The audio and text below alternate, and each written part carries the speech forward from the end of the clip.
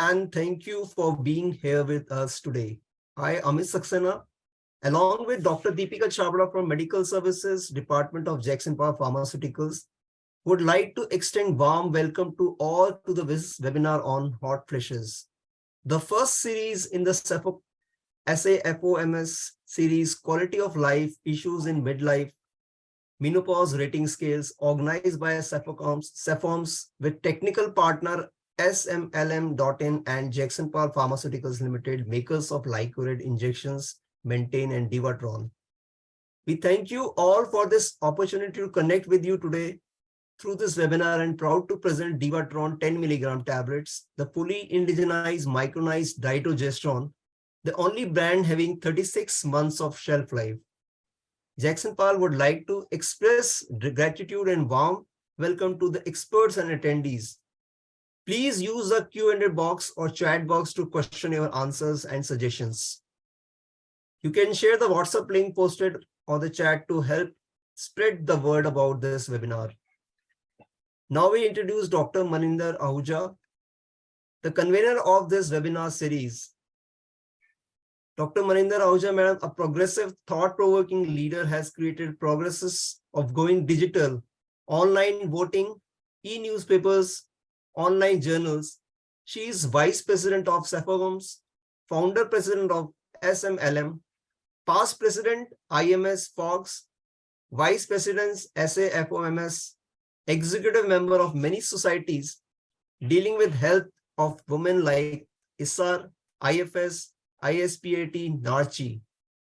She is the Editor-in-Chief of Journal of Midlife Health, and she has been facilitated with many awards and has many publications and research papers to her credit. We now request Dr. Maninder Ahuja, madam, to kindly proceed this webinar. Thank you. Thank you, Mr. Amit Saxena and Dr. Deepika for introducing me and for being our technical partner in this webinar series. And it's very wonderful to have Jagsonpal at our side, because anytime I ask them to change the timings, anything, and they are very readily helping us out. So this becomes a mutual sort of understanding now with the Jagsonpal and with the SAFOMS series, which we are going to do throughout our year. But before I introduce the series, I think I'll introduce our president. Please show me slide, because it's because of his blessings only, Dr. Rohana, that we are able to do this series under the SAFOMS. Dr. Rohana Haththotuwa is a very, very active person. I tell you, don't go by just CV, which you can see on the screen. That is the founder, chairman, Nine Wells Care, Mother and Baby Hospital, but Secretary General of AOFOR, President of South Asian Federation of Obstetrics and Gynecology. And look at the international societies, especially South Asian, which have been managing, and President South Asian Federation of Menopause Society, President World Justice Organization, and he was past chair of the Menstrual Disorders Committee, FIGO, past president of the Srilanka College of Obstetrics and Gynecology, and past president of Sri Lanka Menopause Society also. So, sir, we welcome you here on this occasion of the webinar series on the health-related quality of issues on the menopause rating scale, and to say a few words before I introduce the series formally. Thank you, Maninder, for that kind introduction and allowing me to speak a few words at the beginning of this webinar. The hot flushes, how hot they can be. So that is very nicely worded and very, I think it's very attractive to all of us. So I welcome everyone who have joined for this webinar from our SAFOMS member countries. And I thank everyone for joining this important webinar. Dr. Maninder Ahuja, the Vice President of SAFOMS, and she is the initiator and the driving force behind this webinar series. It is her brainchild. And Dr. Maninder is planning to have a series of webinars, each time taking a symptom of menopause to discuss, which will be very educative to all of us. So I'm sure I think Dr. Maninder will enlighten us more on this series later on. So I thank Maninder for all the efforts she is taking to keep the SAFOMS vibrant, active, and also she is also always pushing all of us to engage in activities. Yes. Then I would like to say thank you to Professor Brigadier General Suraiya Rahman, who is the guest of honor, but I was told that she is unable to join us today, but she'll be sending a message to us. And then I thank all the national societies who are members of SAFOMS for joining in this webinar series and giving their assistance for the success of these webinars. I welcome Dr. Deepa Thangamani from India, who will be speaking on hot flushes in today's program, and also the experts who will be giving us their expert comments. Dr. Swaraj Rajbhandari, our long-standing SAFOMS Council member from Nepal, and of course Professor Syeda Batool, who will be the next president of SAFOMS from Pakistan. Then I welcome the learned panelists from our member countries. Professor Sinat, I mean, as we know, she's a very active member of SAFOMS and is in the executive board as the treasurer of SAFOMS. And Dr. Meeta Singh, the Secretary General of SAFOMS from India, and Dr. Kesang Vista, who is the editor newsletter of SAFOMS, and Dr. Sumbul Sohail, Council member of SAFOMS from, and our own Dr. Hemantha Pereira from Sri Lanka, who is the editor-in-chief of SAFOMS. And also he is also the most active member from Sri Lanka, who is involved in all of the webinars. I would like to welcome two active moderators of the panel discussion, Professor Ambuja, the chair of SAFOMS Research Committee and past president of IMS, and Dr. Kirubamani from India.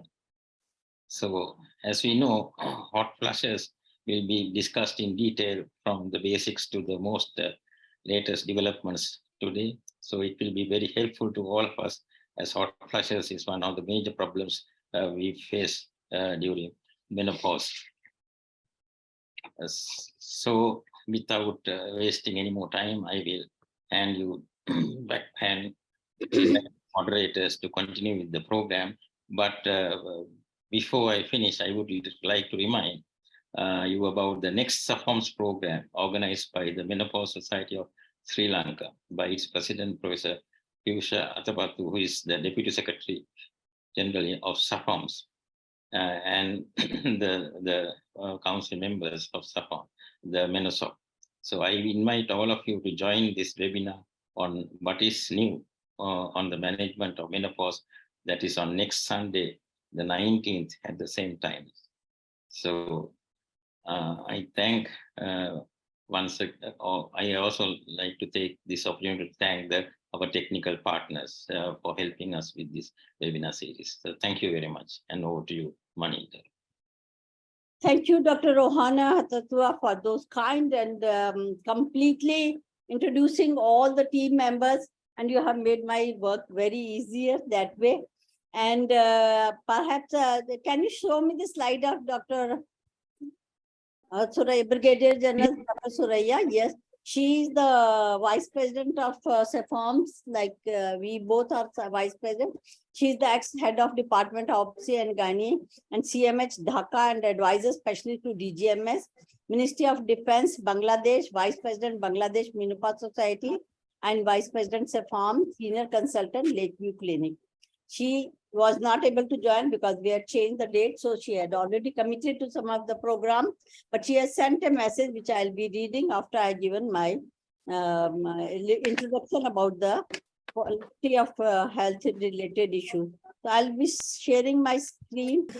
So welcome to all from all the SAFOMS countries, that means Nepal, Sri Lanka, Bangladesh, and Pakistan, to this webinar series where by turn each country will be managing these symptoms of menopause, health-related quality of life, menopause rating scale symptoms. I'll just come to those slides why these are important at this moment.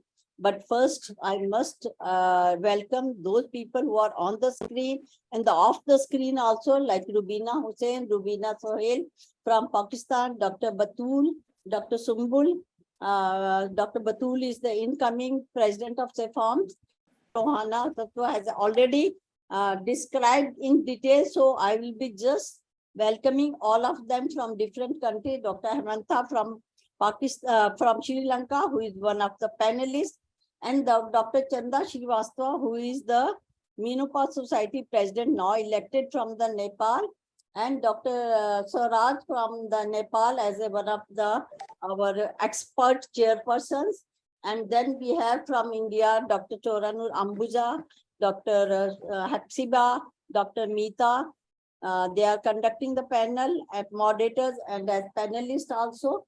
And Dr. Zinnat and Dr. Firdausi Begum from Bangladesh will be joining us.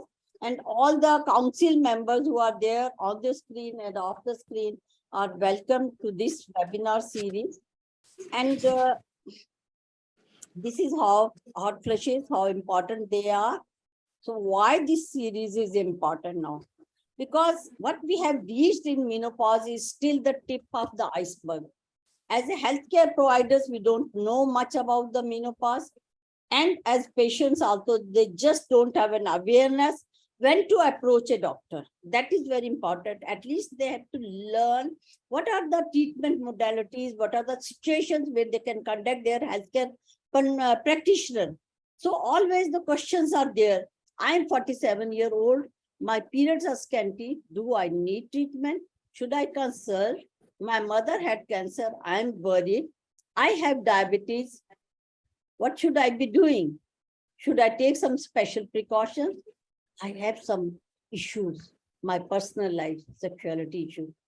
Do I have the help available? So then comes the question, even from the healthcare providers, if we have to give MHT, when we have to give, how we have to give, which MHT we have to use, how much we have to give. So these questions are there all over the world, in all the countries, in all the races and everywhere, because we still have to travel a long distance in menopausal medicine. So how do we do that? We have to create healthcare awareness and updates, and to the public, we have to reach out where they know they should be, when they should be coming to the doctors. That is one aspect where we are lacking in our South Asian countries. Now, one way of knowing that patient is menopausal is from these classification modified Dr. Behram Anklesaria classification, which was modified by IMS. And then they have 3 different stages: premenopausal or perimenopausal, then stage 2A, where 1 year when the last period is, all of us know it's a retrospective diagnosis. When for 1 year periods are there, not there, then it's a menopause. And 1 year or 2 years after that, then it's a stage 2, 3 years. And after 5 years, there is a late menopause when the late sequelae come. So in the perimenopause, you will have the menstrual problem and vasomotor instability, psychosomatic symptoms, but they are vaguely defined. Same way, the symptoms later on of vaginitis and genitourinary syndrome, weight gain, and then sexual problems coming up, then osteoporosis, cardiovascular system, but they are not quantified in these classifications. So when should we give, which sort of hormones we should be given? When their comorbidities are there, what should we be doing? These questions are still in our minds also. So perhaps we have to go into future research now and look into the newer answer, the newer modalities, the friendly to the patient modalities which have to be there. So the another Strauss classification was there in 2010, but that was basically a reproductive age classification from early reproductive age to late reproductive age, and then perimenopause going into the late menopause, almost the same classification as Dr. Behram-Anklesaria, but Dr. Behram-Anklesairia's classification came first. This came later on, and this then started using the hormones assays also. They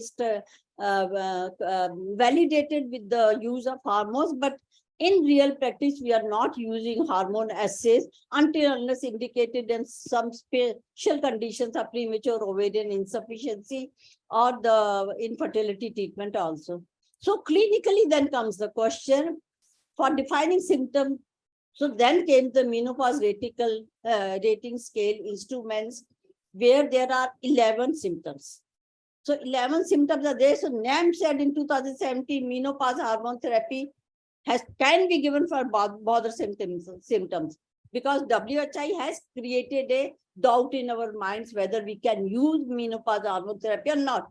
But they said when indicated, then when it is indicated. So there are 11 symptoms. If the patient comes with the mildest symptom, should we be giving a treatment MST to all those 11 symptoms? Perhaps not.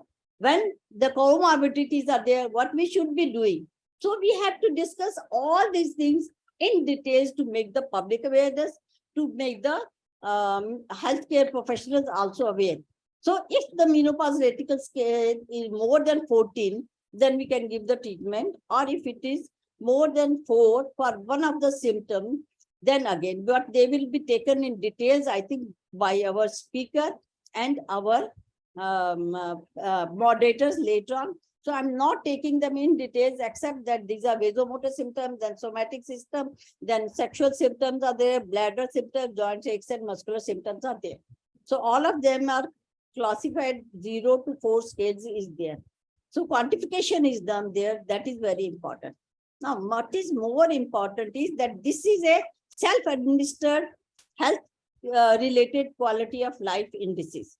So the aims of this MRS was that to enable the comparison of symptoms of aging between women under different conditions, because that was not visible with the vague symptoms, how to quantify and how to compare them, and to compare the severity of symptoms over time. When we have given to the patient treatment, how do we know whether she has improved, how much she has improved, and whether she needs more or not? And to measure changes in the pre and post treatment, and review of the reliability and validity has been done in all this. So what is required is that it should be translated into the local languages, because it's a self-administered tool. So it was in German, and then it was translated into 9 languages.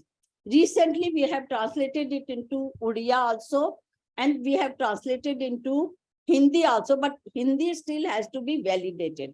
And I think Dr. Hemanta once told me perhaps they have translated this into Sri Lanka, so that will be confirming from him later. But the need of our is that all the South Asian countries, they should be translating this into their local languages and then getting them published. That is very important, and we will be publishing them into Journal of Midlife Health, and we have SAFOMS journal also where it can be published. So how it is, this is just a 6-step simple translation. First, forward translation by at least 2 independent translators. Then consensus meeting with coordinator of the translator. Third step is checking by a bilingual expert to evaluate the scientific correctness of the wording. Then fourth is backward translation again into the English or which language you started. Then consensus meeting among the translator while with the coordinator. And finally, a pre-test with a few subjects that the test has been designated and called the cognitive debriefing has been done with the public. That's all. It's a simple, within 10 people that thing can be validated. So these are the language where it's available along with German, English, Mexican, Brazilian, Turkish, Indonesian language. That is what have been published. But perhaps in South Asian countries, now we should be moving ahead by simple translation of these 11 questions. So this is the tentative program for our future. These menopause rating rating scale, quality of life indices. I have invited that if it's not feasible, then please contact me beforehand. Sleep disorders for Nepal in April. Thursdays we'll be having second Thursday, April 3rd. Then May 18th Thursday, mood, anxiety and irritability for Sri Lanka. Then July 13th Thursday, physical and mental exhaustion, brain fog, that is for Bangladesh. Then Thursday, August 17th, her sexuality issues. August 2023, Pakistan. Then September 14th, bladder bothers, urinary problem, that will be conducted by India with other countries. And the same way in October, GCM, dryness of vagina with Sri Lanka and other countries, and November, joint and musculature. And last, we'll be having the risk assessment tools with Dr. Sudha Sharma, and all the countries together will be coming together and assessing all the risk assessment tools which we should be advising to our healthcare providers, that should be on their desk, and for the public also. So request for SAFOMS survey, which we are undertaken, the relationship of menopause to metabolic syndrome. This is required because it's very disheartening to know that we are still copying paste from our migrated populations, and we just don't have our own data sufficient to stand out in the world that yes, we can do a simple study which is feasible. So now I'll be reading the message from Brigadier General Suraiya. I wish to extend, thank you, Dr. Suraiya, for this message because it's very meaningful. I wish to extend heartfelt felicitation to Dr. Maninder Ahuja for organizing important webinar series for SAFOMS. This will not only help us recommend the different distressful, reduce the different distressful sufferings of climacteric and menopause, but will also allow us to contemplate the situation in Southeast Asia in general, and we can do to aware and help the majority of victims living in the rural areas. I apologize for not being able to attend the opening because of the change of date and commitment to a national program. Thank you for all for patience and making the event a good wishing for a making the event a grand success. Thank you, Brigadier General Suraiya. Thank you, Dr. Rohana, and thank you all the council members who are here. And now we'll proceed with the further. Professor Syeda Batool, she's here. Dr. Batool is here. Yes, I'm here. Yes, good evening. Welcome. Yeah, she's graduate of King Edward Medical College, Lahore. Visiting consultant, Ali Medical Center. Visiting consultant for subfertility, ART at ACIMC G10 Maraz, Islamabad. Patron Rawalpindi and Islamabad chapter of SOGP. President-elect South Asian Federation, Menopause Societies. Welcome, Dr. Batool. Formerly chairperson, Gynae MCHC, ex-pro vice chancellor, Shaheed Zulfikar Ali Bhutto University, and past chairperson, RWP ISB chapter of SOGP since 2019 to 2022, past medical director, FMTI, and past chief editor, Annals of PIMS 2009 to 17, and more than 80 national and international publication in Index Medical Journal. Special interest in maternal health, subfertility, and menopause. Welcome, Dr. Syeda Batool, Mazhar. Thank you, Maninder, for the kind introduction. And after the talk, we'll expect you to give your expert comments. Second, thank you so much. Dr. Swaraj Rajbhandari, welcome to this SAFOMS meeting. She was the past president of Nepal Society of OBGYN and past president of the Menopause Society of Nepal also. They have not been able to be actively involved in SAFOMS because of the natural calamities of the Nepal which were there. But I now hope that we are going to drag actively into the SAFOMS activity. Currently working in a private hospital, and she has worked in South Asia, Southeast Asia, Africa, and Caribbean Pacific Islands. Welcome, Dr. Rajbhandari. Now I would like you, Dr. Batool, to introduce you, or Dr. Swaraj can introduce Dr. Deepa, who is the speaker for the hot flushes, how hot they can be. Over to you. Thank you, Maninder. It's my privilege to introduce our next Dr. Deepa. Thangamani. Yes. I'm sure I'm saying it right. So currently, she's Joint Secretary, Association of Tamil Nadu Members of RCOG. She's Joint Secretary, Chennai Menopause Society. She's a part of Advisory Committee of OXY 2023.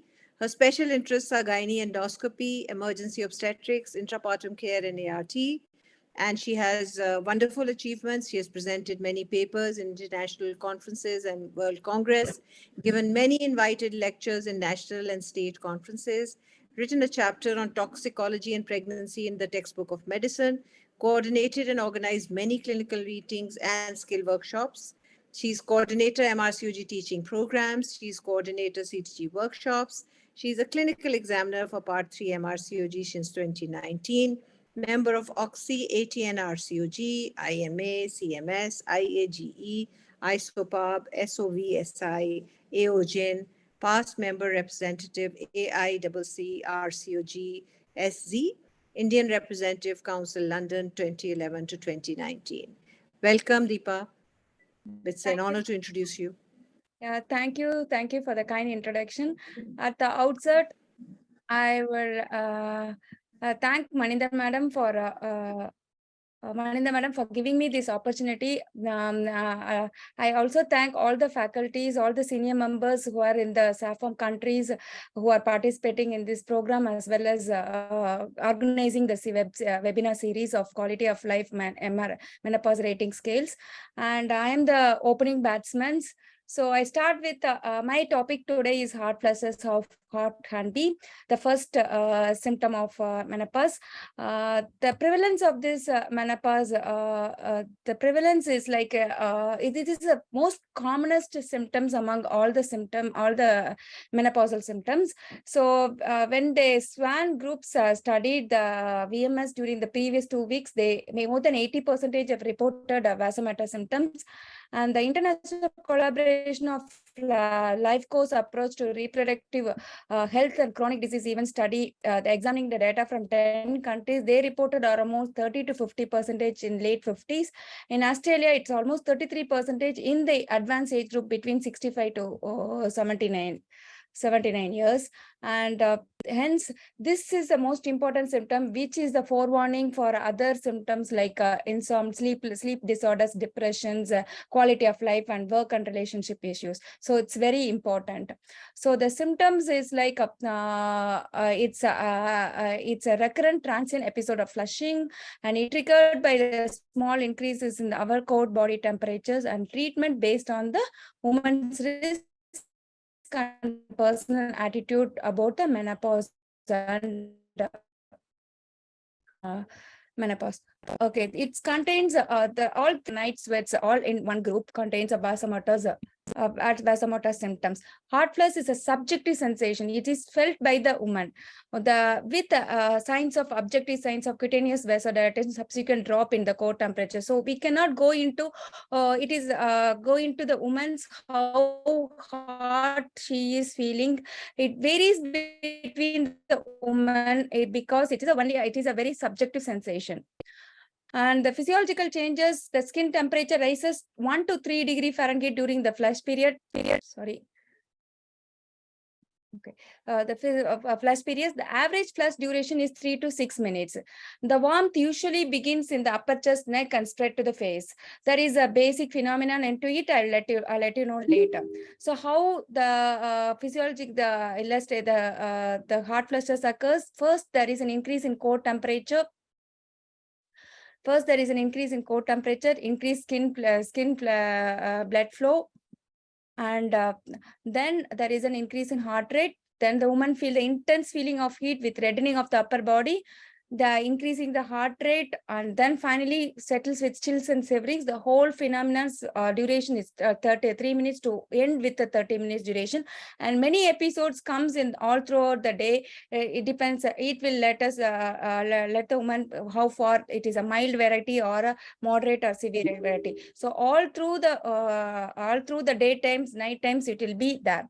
So timing, it peak in the late perimenopausal periods. Usually in the perimenopausal period, that is before the final menstrual period stops, the hot flushes starts. It's then decline over the time. For some people, it's between the 2 years. For some people, it go up to 7 years. The average duration is 4.5 years from after the final menstrual period.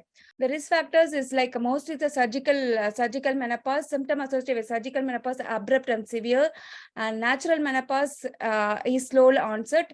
The race and ethnicity, it's common in the Black African peoples compared to the Canada and Japan peoples, and there will be a premenstrual. Sorry, my slides are jumping. I'm sorry for that. Okay, this is an important slide that the racial differences, ethnicity, why it is the low estimate and high estimate of vasomotor symptoms is high in African groups when compared to the Canada, as well as Canada is also a low risk groups compared to the USA and Japan. So Japan and Canada is the least vasomotor symptoms. More likely the Asian groups have a least reported VMS. Other than that, the lower socioeconomic status, this lower socioeconomic status, whether you are whatever the ethnic group, if your economic status is very low, they reported highest VMS. And the presence of premenstrual syndrome, sedentary lifestyles, and smoking. And finally, the genetic. What they found out is like single nucleotide polymorphism, SNPs in intrinsic region of tachykinase receptor 3 genes, which codes for the neurokine B neuropeptide receptors, were significantly associated with menopausal symptoms, especially the hot flushes.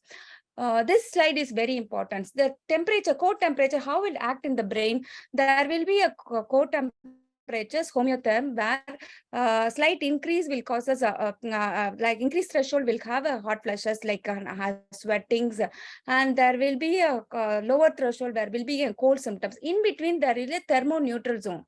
The thermoneutral zone, as we because of the as we age, that in the postmenopausal rooms, then it is narrowed and it influences hot flushes frequencies. There are lots of biochemical mechanism account for this. One first is the most commonest is the fall in estrogen, which affects the thermoregulatory centers in the hypothalamus, which controls the vasodilatation and sweating associated with the thermoregulatory zone, and thereby goes to the increased threshold and triggers the hot flushes. The second is the estrogen withdrawal causes decreased level of serotonin receptors in the hypothalamus. So what does this serotonin receptor do? It decreases endorphin and norepinephrine release into the system, but the brain norepinephrine will increases. What does this norepinephrine says? It narrows the thermoregulatory thermoregulatory zones. So that way it provokes the hot flushes. So is it only the estrogen deficiency? Yes, we have a natural menopause as well as a surgical menopause have the hot flushes. And when we replace with hormone therapy, so estrogen replace with the hormone therapy, it treats the vasomotor symptoms. Yes, estrogen deficiency is there. But why prepubertal girls doesn't have hot flushes? Because the reason they are not exposed to estrogen. The most commonest is we have to expose estrogen period of time and then withdraw. Thereby changes in the hypothalamus. So withdrawal of estrogen is most important things. And also, other than that, as I said, norepinephrines have an role in the hot flushes. Then comes to the luteinizing hormones and hot flushes. There are ways, like sometimes the total hypothalamic amenorrhea had LH pulses, but they don't have heart flushes. But isolated deficiency in the hypothalamus have heart flushes, but they don't have a LH pulses. So likewise, when you have a GnRH compound which suppresses LH, heart flushes will be there, and hypophosphatectomy women with pituitary insufficiency and hypoandrogenism have heart flushes. So as I already said, the norepinephrine plays an important role other than the withdrawal. But for norepinephrine to get into the play, you need a estrogen withdrawal, because estrogen withdrawal, as I already said, it decreases the serotonin receptor levels. So this evidence says that the plasma levels do not change during heart flushes, but it is the brain norepinephrine levels which causes the heart flushes. And this slide shows when you give a alpha-2 agonist clonidine, it decreases the norepinephrine. It widens the thermoregulatory zones, thereby decreasing the heart fluxes. In contrast, Ahubin, which is an antagonist, elevates the brain norepinephrine. So elevated brain norepinephrine in conjunction with estrogen withdrawal are part of etiology of heart fluxes. And the third most is now the recent studies, lots of studies going on in this, is like kisspeptin, neurokinin, dynorphin neurons. It is it is closed, it is innervated by the thermoregulatory zone is innervated by KNDY neurons. It is close to the thermoregulatory zones. It is stimulated by the neurokinin B acting on the receptors and inhibited by the estrogens. With declining estrogen levels, the neurokinin B receptors activation is unopposed. So it leads to the hypertrophy of the KNDY neurons, altered activity on the thermoregulatory zones. So these are the physiological events of heart flushes which cause increases. When the heart flushes occurs, the whole temperatures followed by the skin temperature, followed by the respiratory change and core body temperature. And this slide is very important, which shows the circadian rhythms. See the whole 24 hours, your heart flushes peaks during the between the 2 o'clock, 3 o'clock, 4 o'clock, and 4 and off. So very peak in the 3 to 4:30 hours. So when you see when the heart flux refuses, if the patient is symptomatic, your core temperature will also increase. See, this is how. So this circadian rhythm says that heart flushes is more towards the evening as well as in the night. And when it occurs, the temperature rises. It was documented. How to access the score? These are the scoring systems available. So how the scoring system plays, the severity scores. The severity scores like taken into category of mild, moderate, and severe, and very severe heart flushes, and they calculated the scorings. The high scores indicates the worst symptoms, since it is patient dependent for both number and severity. Number and severity, there is no maximum scores. The higher scores indicates the worst symptoms, and the second score is a green climatic scores. These assess the 4 subcontinents of both symptoms and quality of life. One is psychological, second is somatic, vasomotor symptoms, and sexual symptoms. So they have given the scorings. Total scores range from 0 to 63. Higher score indicates worse. The vasomotor subscores they have given is 0 to 2 for mild and 3 to 6 for moderate to severe heart flushes. And modified Kupperman index, this has assessed 11 subcomponents, and they have scored based on this 0 to 3, and heart flushes score is multiplied by 4. Sweating, insomnia, and nervousness scores are multiplied by 2. All subcomponents are added together, total scores. The range is from 0 to 51. Again, the higher scores indicates worse symptoms. So how to, when you diagnose a vasomotor system with history, symptoms, signs, and your hormones and trial of medications, you give hormone and withdraw. So by diagnosing the vasomotor symptoms by this, but you do not forget the other causes which causes heart flushes. Your most commonest calcium channel blockers, BP medications, our LH agonist, antagonist, bromocriptine, or cholinergic drugs, as well as the malignant disorders, Parkinson's, TB, and autoimmune disorders. Don't forget diabetes with autonomic disability. They all have a heart flushes. So we have to treat them before putting them at a menopause-related heart flushes. Now coming into the management, the first and foremost for the milder variety is just a lifestyle modification is suffice. What are the lifestyle practices that lowers the core temperature? Using a fan, dressing in layers, cotton dresses, cold food and beverages, cold showers. Exercise, do it have any effect? No. The exercise doesn't have beneficial on hot flushes because it raises the core body temperature, thereby triggering. But you can go for meditations, weight loss programs, which reduces the hot flushes.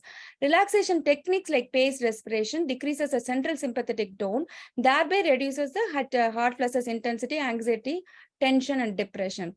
But stress management relaxation therapy is not much effective as per the Newton studies. Now, the most commonest is like when you have a moderate to severe, you will have a hormones. So hormones benefits if you both hot flushes and other symptoms such as mood changes, sleep problem, vaginal atrophy, dyspnea from perimenopausal to postmenopausal age groups. Whichever the route you select the hormones, whichever the type of medicines you choose among the estrogen, all have a same effect in reducing the hot flushes.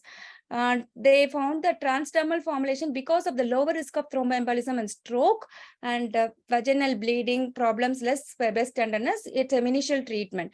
But to start, whether you start a transdermal or oral, start with the very lowest dose, effective dose for the patient, and slowly increase the dose. For severe hot flushes, start with the higher doses. When you bypass an enzyme-inducing, when you patient on enzyme-inducing drugs, or when you want to bypass hepatic, transdermal preparation will be the choice. And what is the treatment for intractable hot flushes? Intractable hot flushes, you need to find out is that any oral, what type of medication. If they are oral, any enzyme-inducing drugs or antibiotics are on, cut down that, or replace, stop oral and go into the other form, change the route of estrogen, or replace with other drugs like other than hormones. You go for SSRI, SNRI. Rule out, and again you have to rule out your malignancy and hyperthyroid. So suppose if the patient is on high doses of E but unsuccessful in reducing the hot flushes, what you can do is stop estrogen for 1 or 2 weeks and then restart at the usual dose may be effective. This will give the woman a chance to compare on and off estrogen. So they will be happy with the quality of estrogen giving them. So they're happy with the partial residual HF will be better with the estrogen. So they'll be happy. So this is one way of treating an intractable. What is the role of progestin? Progestin with estrogens, only one role is if they to rule out endometrial hyperplasia. So uterus is intact, then progesterone have a role in the perimenopausal age group or immediate postmenopausal age group. And what is the role of basidoxifene? Basidoxifene is a newer SERM relative. It is a SERM modulator. It is available for women who cannot tolerate estrogen progesterone because of the breast tenderness, mood swings, bloated feelings. You can combine estrogen with the basidoxifene. It has an agonist effect on the bone, antagonist effect on endometrium, and no effect on the breast. No effect. So it will be a better drug for the breast cancer people. And HRT is used for maximum, how long you can use? Maximum for 5 years or 60 years. It can be stopped for, if you're starting for hot flushes, it can be start within 1 year, or within 2 years. Once a decision to stop, then it is preferable to taper the drugs over 3 to 6 months. If you have a recurrent hot flushes, non-hormonal treatment should be tried first, followed by extended HRT if needed, if non-hormonal treatment option fails. If it is a very for people who have a recurrent severe hot flushes, if you're tapering with you have to be tapered very slowly. It may even take 1 year to taper the dose. Coming to tibolone, tibolone is a synthetic steroid. It's a weak estrogenic, progesterogenic, androgenic. It has anti-estrogen effect on endometrium and estrogen on vagina and other skin. It reduces the hot flushes, beneficial to burn. It's beneficial to the sexual dysfunction also. So this is again another drug of choice. And coming to the plant and identical botanical compounds, what does the evidence says? Evidence says that when compared to the hormone therapy, all these plant hormones in reducing the hot flushes are very less, no use at all. Very limited study. So as per the current studies, there is no evidence to black cocoa or any botanical components will be having an effect. So cognitive behavioral therapy, it have an effect on distress and sleep problems, but no effect on the hot flushes. Stellate ganglion plaque, especially if there is a very severe intensity, maybe you can opt for a stellate ganglion plaque. However, you need a further studies before this procedure can be used routinely. Acupuncture is also a small study says it will be helpful, but a larger study is needed. Clonidine, clonidine, as I said, it's widen the thermoneutral zones, it's ameliorate hot fluxes. It is very helpful for the breast cancers, however, receiving tamoxifen showed smaller but significant reduction in hot flush frequency, both oral or transdermal use. But beware of the side effects, hypotension, dry mouth, and sedations. Coming to the serotonergic group, there are two serotonergic groups, selective serotonin receptor inhibitors and selective non-adrenaline receptor inhibitors. So these two drugs, paroxetine and escitalopram, have been widely used from SSRIs. Duration of demonstrate is lower than the duration required to demonstrate their antidepressant. Whatever the therapy, duration of therapy for hot flushes with SSRIs is you maybe used for 1 or 2 years. You don't have to use for a longer times, like how you are using for antidepressant. Coming to SNRIs, venlafaxines and desvenlafaxine have been used. And duloxetine is also, which has been used for stress incontinence, is also in SNRI. It effectively reduces hot flushes, but it is used as an off-label use. Gabapentin is a predominant nocturnal hot fluxes. It will helpful because it causes sedation. It is as effective as venlafaxine. The dosage needs to be individually. Start with the slow doses. To decrease sedation, it's very slow doses and then increase. Suppose someone is switching from SSRI, SNRI to gabapentin, continue SSRI for 2 weeks while gabapentin is being introduced and taking its full effect. So this is in nutshell how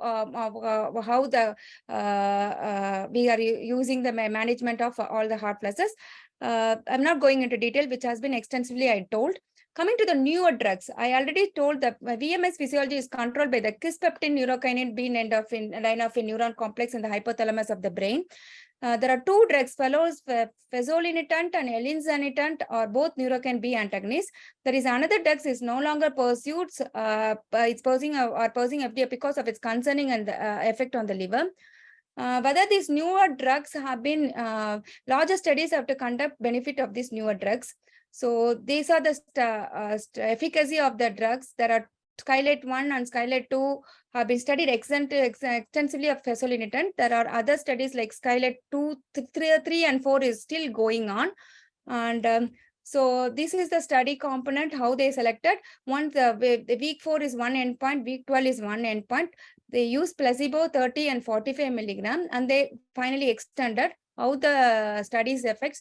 So once they started, there will be a marked decrease in hot flushes. So, and when we continued using it, it's maintained. The same thing for the frequency as well as severity.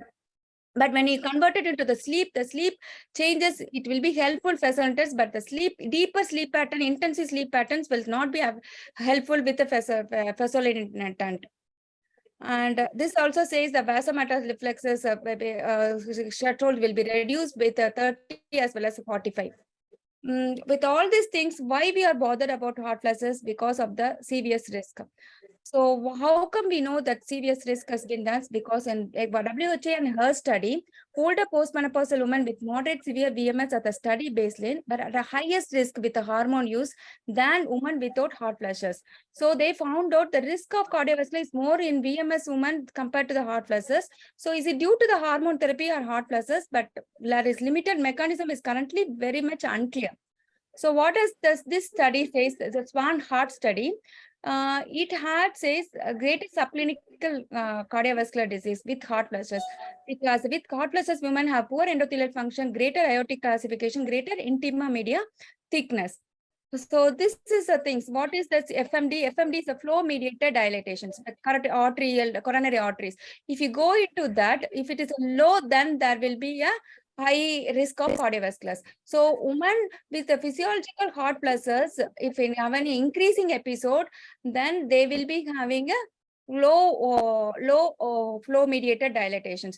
So they say hot flushes changes early in the menopausal transition while underscoring the potential role. So with further extension into the midlife among the women, its hot flushes may signal emerging vascular dysfunction. Why I have taken as one, because it has a several strengths. It examined the longitudinal association between the vasomotor symptoms and lipid. It investigated a community-based investigations, and it has a richest analysis into this topic. And it examined associated in a sample that included women from different ethnic groups. why increase serious risk in VMS? Because VMS peoples have almost all elevated lipoproteins, including HDLC and apoprotein A. And where VMS symptoms with lipid markers persisted even after correcting all the other risk factors of serious risk. The VMS alone have increases all the lipids. That is what they mentioned when where multivariable adjusted association. All those lipids, even heart flushes, those people having heart flushes have significantly increased lipids, and those having night sweats have significantly increased all the lipids. The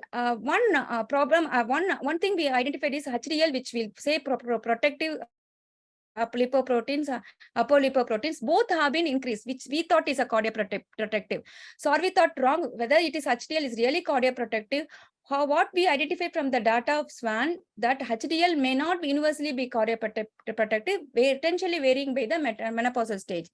Higher HDLC is associated with the lower subclinical cardiovascular disease during a pre and early. But when come into the peri and early, later perimenopause and early postmenopause, when vasometers peak, it become pro-atherogenic. These changes may be due to the HDL particle size reduction.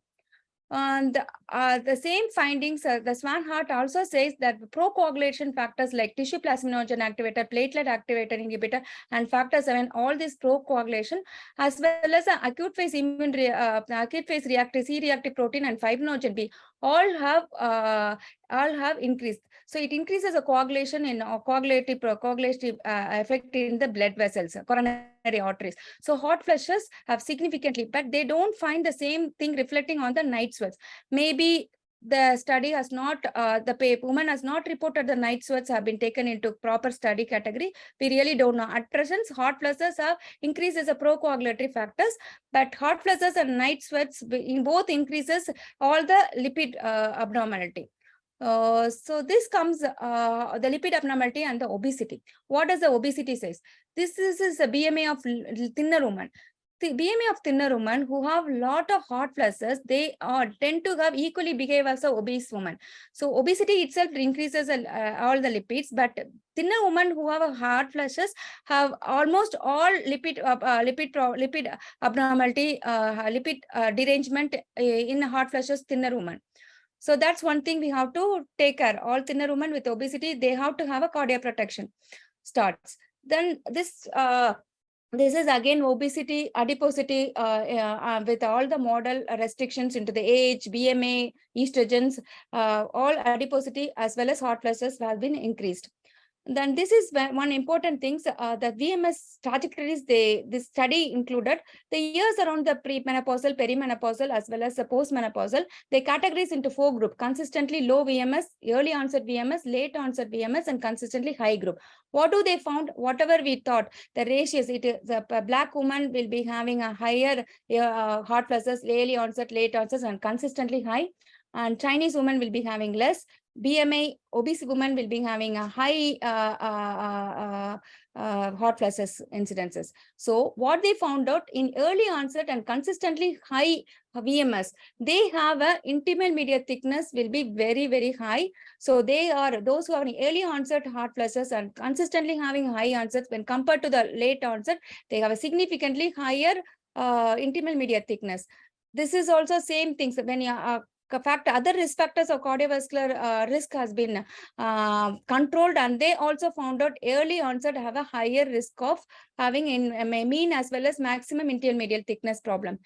Same way, coronary artery classifications and aortic calcification has been found to be increased with people who are having high calcification. So hot flushes, whether it is too hot, too much, too frequent, need to be addressed too early. And thank you so much for the opportunity. Thank you. Deepa, I think you have really done wonderful studies, but they still need many question answers because still so many queries are there. But first, I'll request my chairperson, Syeda, you please unmute yourself. Yes. And Dr. Swaraj, you please comment. And then later on, we'll take the question answers later on after the session. Yeah, thank you, Deepa. Excellent presentation. I think you have really done a good job of doing lots of research on on the thermoregulatory aspect of the hot flashes and also the relation with the cardiovascular system and its relation with the lipids. I think you have rightly mentioned that for the mild, we will just ask them to do the lifestyle modification, but there are so many medicine in the market, right? And there are groups of women who do not like to take hormones. These days, like the educated women come to me and they say, doctor, I'm scared of taking hormone. No matter how much I counsel, they said, can you prescribe me something, but not the hormone? So in those cases, how would you manage? My question to you, sorry. It depends upon the severity. If it is a like definitely moderate and severe, or your lifestyle management alone will not help. Those moderate and severe category need have high risk of cardiovascular risk also. So they really need some kind of, I will convince them for hormone replacement first. My first choice will be the, if they don't have any other risk of for the cardiovascular HRT, then my first choice will be the HRT. But if they don't, then I'll assess the severity. If it is a sleep disturbances, the hot flashes causing more of sleep disturbances, and I'll go with a gabapentin. Or if they have really not convinced for HRT, then I'll go for SSRI and SNRI, like paroxetines. Deepa, shall I talk one thing? Yes, It's an yes. excellent presentation, Deepa. Yes, ma'am. And Maninder, we'll have the question and answers after the Yes, we will session, have later on. I because, just want their there's comments no now. fun with, because Yes. she covered so excellently well. The questions, practical questions that are there, we can cover at the end of it. Your panelists will have to answer a lot of questions, but we'll do question answer at the end of panel. At the end of it, that's why. Panel, yes. To And Dr. bring, Syeda, you for can the discussion, I comment. want to do one comment is that these days for any kind of disease or any kind of syndrome or symptom, we say, I think we have to manage holistical approach. It's not only allopathy, it's the combination of Ayurveda, yoga, acupuncture, and so many things. And especially the counseling component is always there. So I really want to highlight that there has been lots of studies mentioning that Hatha Yoga is also a very good way of managing these menopausal hot flashes symptoms. And also it gives the strength of the bone and the flexibility. Acupuncture you have mentioned, and there has been a lot of meta-analysis on acupuncture, that it has been done lots of research that it has improved the menopausal symptom. And also I think we need to focus upon the food, varieties of food, not only the soya, but I think there has been lots of study on fenugreek and its effect on the menopause. I think those are the aspects. Maybe this needs further research in our part of the world. And we as Asians, I think we believe on the different food pattern, which also helps in removing the symptoms of menopause. Thank you. I'll stop here and let's see the question answer session. Thank you, Deepa, once again. Dr. Syeda. Gee, thank you so much, Deepa. It was a fantastic presentation. I really enjoyed it, and it sort of updated all of us. I think vasomotor symptoms are one of the most important symptoms that the woman faces and understands. The others are occult. She doesn't really know about the cardiac disease, about the bones. They all come in later. But vasomotor symptoms are sort of a common unifying factor that women present with, and almost half do suffer from it. And I think we need to, as you said, even Hindi version is not finalized for menopause rating scale. It would be nice if in the SAFOMS, we think of working on that and sharing each other's achievements. And self-administered is the best part, but in our part of the world, there's so much illiteracy still. And there is women are somehow very hesitant, unless you are sitting in a private clinic. In the low middle income countries, the government hospitals are basically seeing the poorer strata of society. And usually they hardly ever report psychosomatic or vasomotor symptoms. They come in with physical illnesses. So I think we need to keep our perspectives clear. And what I am more interested in, that is Menopause Rating Scale or Kirubamani Index, if we could compare our rural women with our urban women. Because rural women are still having very good food. They are still having organic things. They are not eating all the wrong things that we in the urban areas are doing. So you're doing a fantastic study, the metabolic syndrome study. It is very, very nice initiative that you've taken. Maybe this is something we need to think of, because we have so much of chickpeas and haldi and all those things, the condiments that we use, which are rich in phytoestrogens. So we are always researching the urban ladies. So we really don't know, because I don't know how much my grandmother suffered from hot flashes, whether she did have hot flashes, because they had a very, very organic and very basic life. So I think that is my point, that we need to go back to our roots and do more things like, the village women have so much of exercise. They do so much of manual labor. The men sit and just have the hookah, while the women work twice as hard. They look after the children as well, go to the fields. They do all sorts of work, maybe often more than the men. So they are very physically different women from what we are in the urban areas. So we need to look into that as well. Thank you so much. This is my point of view from this. Thank you, thank you, thank you. And I find it very amusing that even in 8 webinars, which we are going to do in this year, the menopause will still need discussion. That's why I am introducing now the younger generation to do the journal scan and come out with the new things, because otherwise we will be talking from the guidelines of the various societies only. So we have to take one step.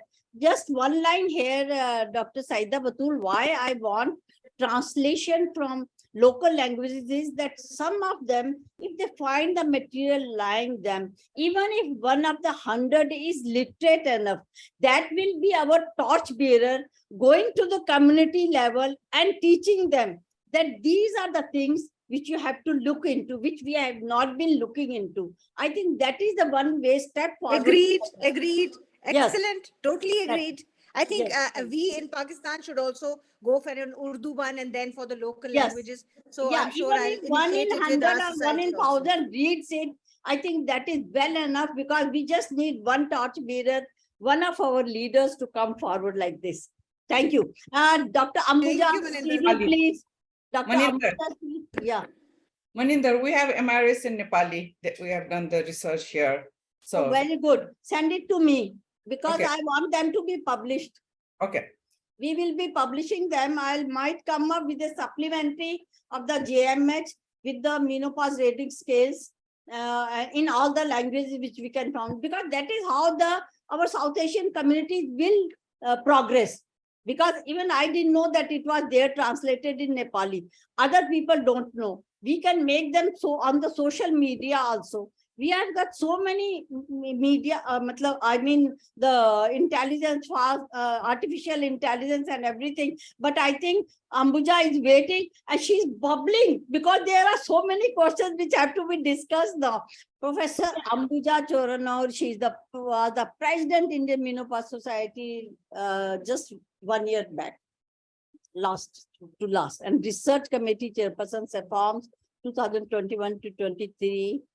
And she's a retired professor and HOD Institute of OB and Gynae, Osmania Medical College, Hyderabad, visiting professor, Srita University, Chennai, All India Vice President, Family Planning Association of India, and faculty and resource person for the National Board of Examination, DNB, treasurer of SOBI Society for Obstetrics Medicines India, and she's peer reviewer of Jogi Journal of Obstetrics and Gynae. Thank you, Maninder. Thank you. One thing more I have to talk about you, that she is the one you cannot stop, because she will get the answers from all our panelists. I know, and there are many other things which have to be discussed, because menopausal symptoms may not be the only one in our South Asian country. So Ambuja, to you, please quickly introduce your panelists by name and country only, and then go to the subject. I'll give you 40-45 minutes. Will give you, definitely. Yeah. Thank you, Maninder. At the outside, I just want to tell one word. Deepa's is an excellent presentation. She covered so much, very little. I am going to present only about the practical point. That's the one. And I request all my panelists to answer very briefly, because all explanations is covered by Deepa. And second is Maninder, you have taken an excellent step in conducting these things.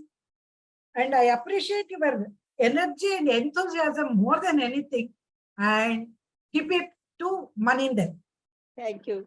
Thank you. And now I want to introduce my co-moderator, Hephzibah. She's a very humble person and very, very active person. She, when only salient points I'll tell you, she achieved LycoRed from the, Tamil Nadu MGR University. It's not an easy thing. And Lifetime Achievement Award as Teacher of Teachers from Stanley Medical College. With this itself, we can see what is her status. That's what, and she presented so many papers. That's what is Hephzibah.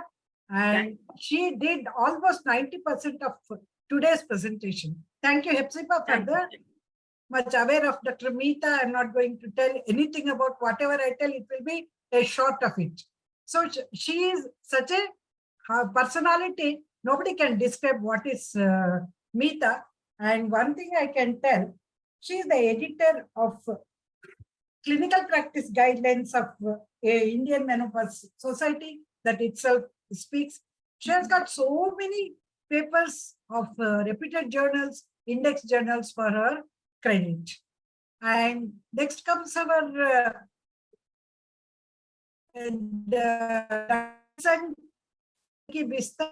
she's from Nepal. She has got so many awards and contributions to the in Menopause Society and for the Obstetrics and Gynecology Society. You are welcome, Dr. Kesang. And Dr. Zinat, you are welcome. All of us know in SAFOMS what is Zinat, and she's professor and HOD in Women's Medical College Hospital, because having a women's medical college in this thing is itself, Bangladesh itself is, and she has got FRCOG, RCOG, so many credits, and she published so many papers. She is member of IMS and treasurer. I think you are treasurer of Indian Menopause Society. You are welcome, Zinat. And Professor Sumbal Sohail, she is from Pakistan. She is Professor OBGYN, Ziauddin University, and General Secretary, Pakistan Menopause Society, Executive Member, SAFOMS. With this, Dr. Hemanta, you are welcome. 100 times we asked Hemanta to give his CV. He didn't give. Means such a lot, many things to talk about Hemanta. He's a personal, I know him very well. And he is editor of SAFOMS Journal. And I can tell, if anybody has to be told in Sri Lanka, is after our president, it is the Hemanta who is so active and he does so many things. Thank you, Hemanta, for coming and participating in today's webinar. And regarding the topic, I'm not going to talk anything much about it, only I can tell you. The menopause is the eternal truth in women's life. All of us know. Previous years, we were not talking much about these problems because women used to live only about 35, 40 years. Where is the question of attaining the menopause? The question of talking menopause has come of recently about 3 to 4 decades. And we are struggling and struggling hard. What type of treatment has to be given? Because, you know, people who suffer with the heart pressure, only we know how difficult it is to manage. And for today's topic, we have from all the countries that are there. And now I hand over the mic to Hephzibah to start the proceedings. Can you? I will stop. I will stop. Yeah, I will stop. You can start. And Hephzibah. Yes, madam.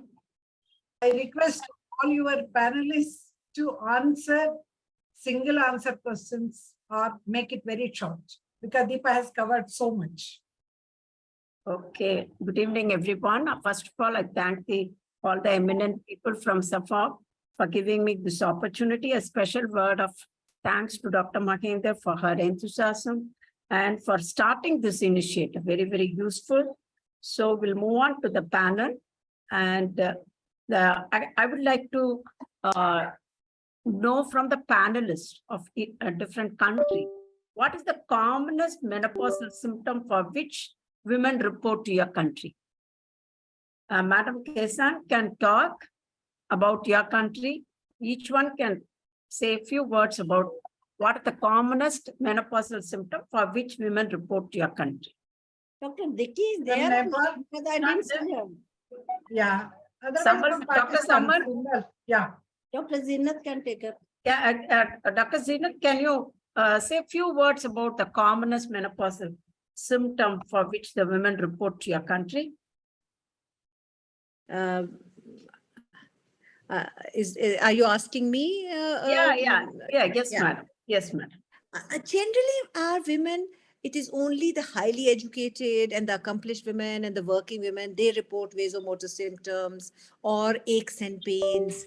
Otherwise, majority present with physical symptoms, the scanty periods or the prolonged periods, or maybe prolapse. And by the way, if you ask them, they would volunteer the menopausal symptoms.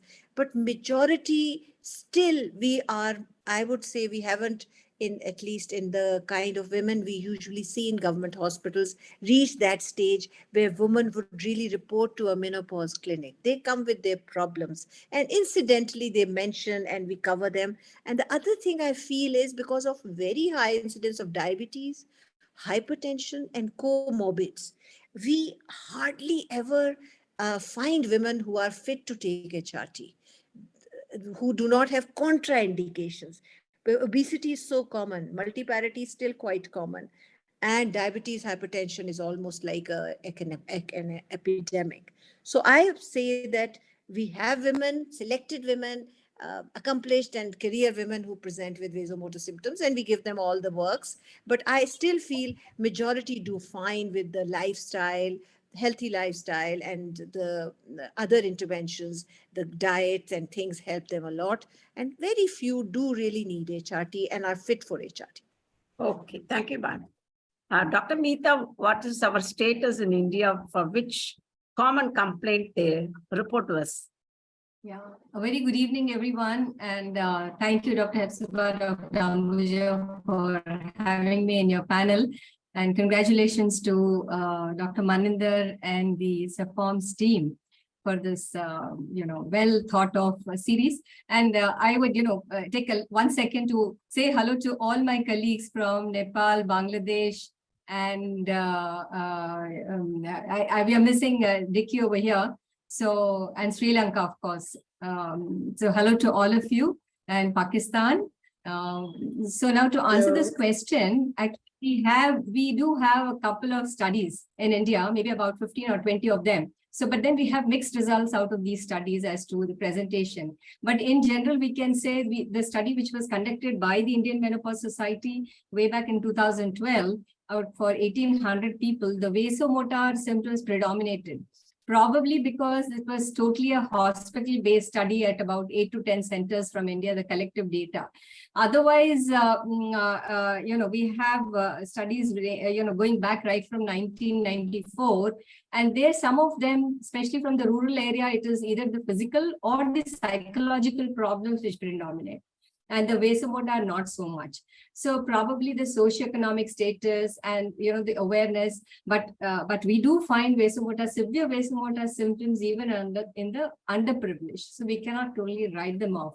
So I think the prevalence is there. The problem is the way we collect the data, the way we question them, because the women don't think it's important enough to come and report to us. So the prevalence is probably there, but we are just not able to get them out because like Dr. Batool said, there are so many much more important things that they are worried about than a little bit of a flush or, body pains, which they think is part of growing old.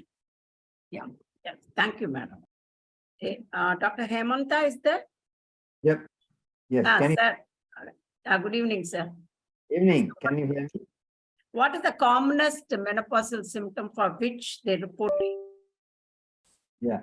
Can you Or hear they me? report or they don't report, or you have to elicit. Yes. Can you hear me? Yes, sir. Yes, sir. Okay, fine. Yes. I think if I were to take a little leaf from what Meeta said, what people report and what they actually have are complete different. If we were to do a research, then we come out with various symptoms which Yes. do not usually report.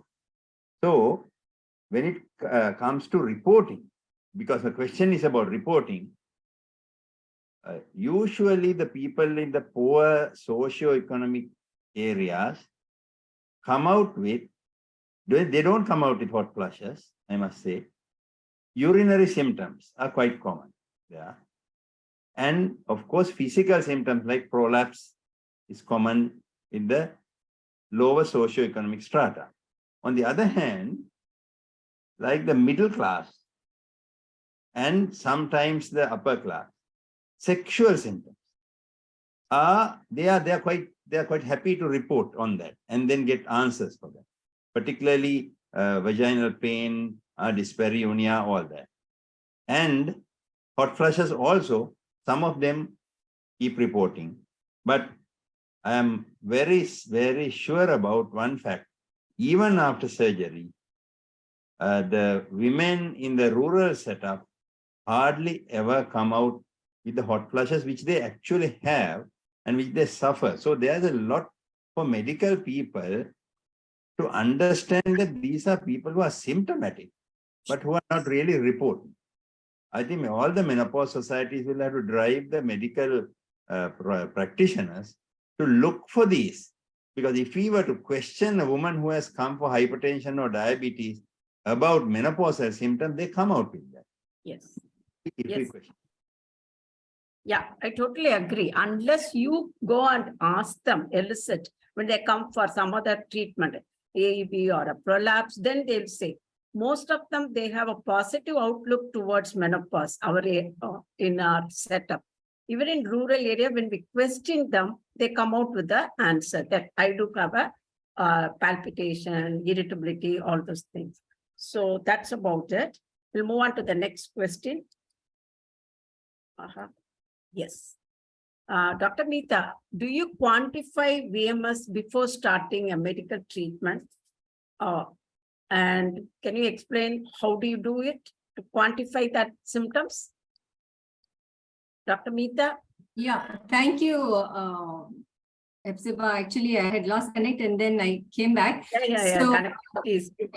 So I think this is one of the very important things that each one of us have to do in our practice, which we had been doing. You remember we said that we had done this study in 2012. And at that time, we made sure that all the people who are entering the data would quantify the vasomotor symptoms. Because this, not only there are a lot of reasons, I think Maninder also showed in a slide and also Dr. Deepa in her talk, that quantifying your VMS helps in 2-3 things. One is, most importantly, it makes you understand how much that woman is undergoing the problem. So it is classified basically as mild, moderate, and severe. But when you look at the MRS scale, because that is the most easy and the best simple scale that all of us are using when you're entering the data for any menopausal women. So when you're using this kind of data for quality of life, and especially when you're using your hormone therapy, which I do quite often in my practice, and many doctors even in India are doing the MHT. So quantifying them gives you a baseline as to where you are starting off with. And then when the woman comes back, and from this very severe symptoms, after 15 days, after a month, when she comes and tells you, yeah, it is reduced to say from 3+ to 1+, it's very gratifying for you as well as for the woman. So it's more objective rather than being just, understanding about it. So you're quantifying it. So I think it's very, very important that we have to do it. And you say mild when there are only, mild hot flashes which just come and go off and doesn't disturb the quality of life. You say moderate when it is associated with sweating. So you don't have sweating in the mild one. It's just a feeling of flush. But when it is associated with sweating and palpitation, then it becomes severe. And again, in severe, you have the very severe when you're entering it into your MRS scale. So you need to quantify this. And second thing, like we said, the data is so varied That is because we are not quantifying it properly. So if all of us quantify in the same language, then research becomes more meaningful. The data becomes more meaningful. I think these are very important things to understand. So very, very important. Before we start treating our women, we should be quantifying the VMS. And this is the scale which she has put up, the Dr. Hephzibah, so mild, moderate, severe. But then in the MRS scale, there is very severe. So when you say very severe, it is much worse than severe, though it is associated with sweating and palpitation, affecting your life moderately, affecting your life very, very severely. So they say more than 30 is more severe, number of flushes in the morning and daytime. So that's how you need to quantify it. Yes. Yeah. More than 16 severe, but very severe is probably more than 30. Yes. So there's a lot of other scales also, but this seems to be very easy to do it. Yeah. On that note, Hephzibah, I wanted to tell everybody that there is a MRS which is validated in Hindi for India. So we have a validated tool which is being validated, the English version into the Hindi version, and a study has been done. This was in 2019 by the BGI group. So Dr. Malik's group. So we have that scale which we can use. Yeah, we have a app also to assess the menopause rating. Yes. That is freely available on the Google Play Store. So it's very useful to quantify because we can assess the correlation later on, whether they're going to develop a cardiovascular disease. It's very easy to counsel them and so on. That's wonderful. Thank you, madam. So we'll move on to the next question. Is hot flushes is more in menopausal transition period or post-menopausal period? It is usually in the transition period, which is because the women find it very difficult to understand what is going on because they haven't reached the menopause yet, but they are getting these symptoms. And such situations make it very difficult to tolerate. Whereas after menopause, they still can get it. Some people get it after menopause. But I think their way of handling that is because psychologically they know that they can get flushes at that time. So the issue is more a problem during the perimenopausal period. Okay, so it's more common in the incidence is actually it is more during perimenopause, first 2 years of the postmenopause, then it declines. But sometimes they experience between 6 months to 2 years, although some experience longer period also, nearly 10 years. So mostly it is commonly it is in the perimenopausal, menopausal transition age group. So is there any relation between climatic changes like winter, summer to VMS as a symptom? Yeah, in the absence of Dicky, I think I may have to answer this. Yes. Yes, sir. Yes. Now, if we understand the basics which Deepa explained very clearly, this whole business is about the thermoregulatory zone of the body, and that the lack of estrogens will make the thermoregulatory zone narrower, so that the threshold to feel cold and warm is very narrow. So obviously, when the atmospheric temperature changes, people who are having this vasodilatory effects of hot flushes will feel much worse. They will feel it. They will feel much more than the other people. So that is probably why in the tropics, in the African bloc, all that, when they get it is quite severe for such people. So in your country, I would imagine there's a winter, there's a summer. We don't have that, but in the countries where they have that, the tolerance of the warmth is also lost, and their ability to handle cold temperature is also lost in such women. So when they get hot flushes, either of these, they can actually affect the severity of the hot flush. There's a lot of studies are coming now. That's a recent studies in 2020 is telling the climate change will increase the incidence of menopausal hot flushes. So we have to look into it, and I think we have to do some more research in our own countries. So is it more with people in tropical countries? I think we have already explained to you. We have more or less discussed this, but again, it comes to the point where people in the Western world report it more. Definitely come out with this. So they are knowledgeable and they are looking for this particular issue when they are reaching around menopause. They know that they should be looking for this feature and they know that there are remedies available. So they report it much more. In tropical countries, I think it is more, but they don't really report it. They get to you, they think it's all common due to aging and they don't report unless we go and ask for them. Yes, sir. Nicely explained. So, I mean, what makes hot flushes worse? Actually, Deepa also has first. Again, I think it's very easy because there may be listeners who are PGs and other students also in this. It's much better to work it out rather than trying to by heart a list of things. Again, back to the thermoregulatory zone. There are factors which actually widen the thermoregulatory zone, and there are factors which narrow it. Now, for example, exercises widen the thermoregulatory zone. So obviously, lack of exercises will narrow it down.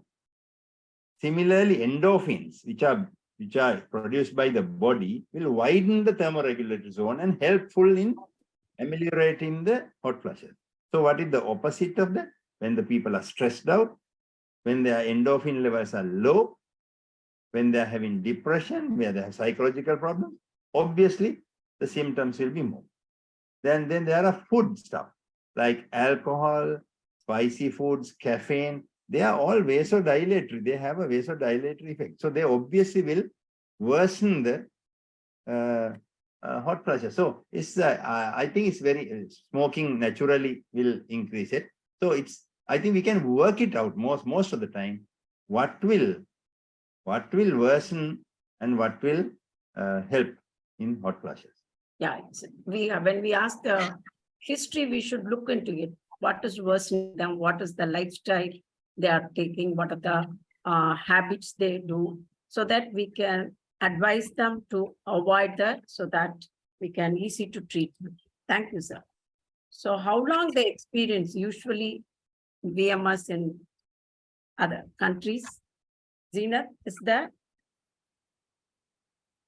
Madam? Can you listen to me? Yes, ma'am. Thank you. So what you're asking? How long? How long they experience, the duration of VMS when a person comes to you? Right. Thank you very much. Greetings from Bangladesh. And I congratulate President SAFOM and of course Maninder to take this initiative. Well, to answer your question, actually it is quite variable. It depends upon a lot of factors. But interestingly, the SWAN studies, they showed that the average age of duration of these symptoms is about 7.4 years. But definitely it varies from women to women and the country to country. Even at the age of 80 years women, she might start having hot flashes, and which is lasting 2 to 3 hours. The study also showed that. But averagely, when the woman starts flushing, usually it persists with severity for 2 to 3 years. But still it's variable, and the latest studies saying that is up to 5 to 7 years. Thank you very much. Thank you, thank you. It varies from one, I highly individualized. It is very, sometimes it lasts only for six months, for someone 2 years, and someone, it appears after older age group. What about the awareness of treatment for menopausal symptoms among healthcare persons and among the postmenopausal women? Is it to me? Yeah, you can also tell how is your experience in your country.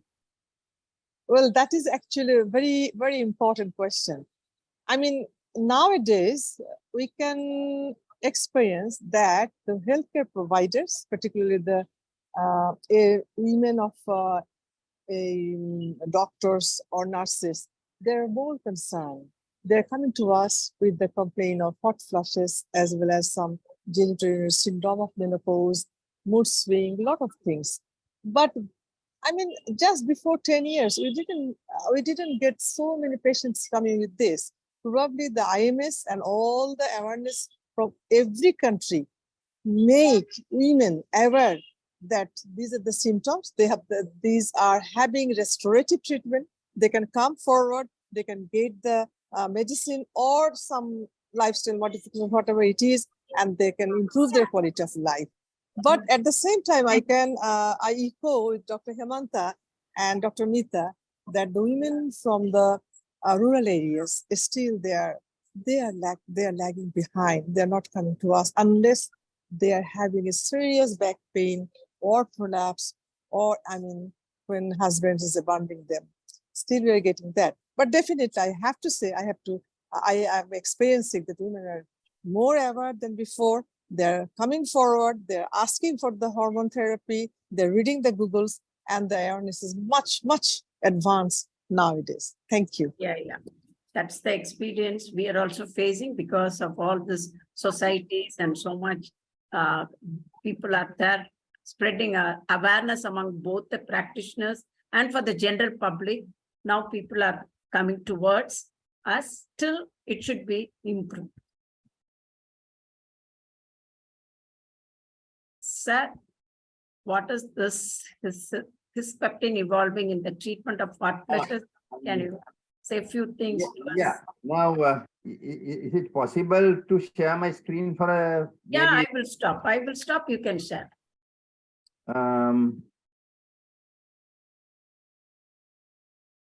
Yes. I actually can you see my screen? Not yet, sir. No. No. Has the administrator got to give me permission to do that? Yes, I think. Sir, you are allowed to share. Amit, you are allowed to share as a faculty, yes. You click on the share screen. I have clicked. Let me see. And have you loaded the presentation on your desktop? Yes, it's coming now. Yeah, it's coming now, sir. It's Right. come. Just make it slide share, complete slide. Yes, good. Yes. Okay, fine. Now, just 2 to 3 minutes only. Deepa has done a good job in actually covering even this area, but because she had to cover a lot of area, probably she could not, she could not really focus on this area. Not. So I will just give few points. Now, long time ago, people found that LH pulses and flushes were running parallel. So that is something which we have found.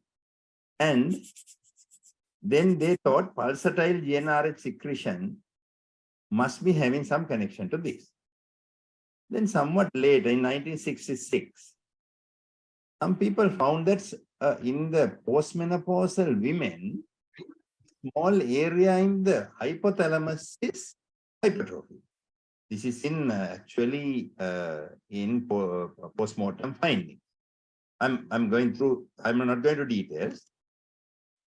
Now, much later, they found in 2007, this is about those 3 peptides Deepa was mentioned: neurokinin B, hispeptin, and dynorphin. Where were they found? They were found in the hypothalamic arcuate nucleus. What is arcuate nucleus? That is in physiology we learn about the supraventricular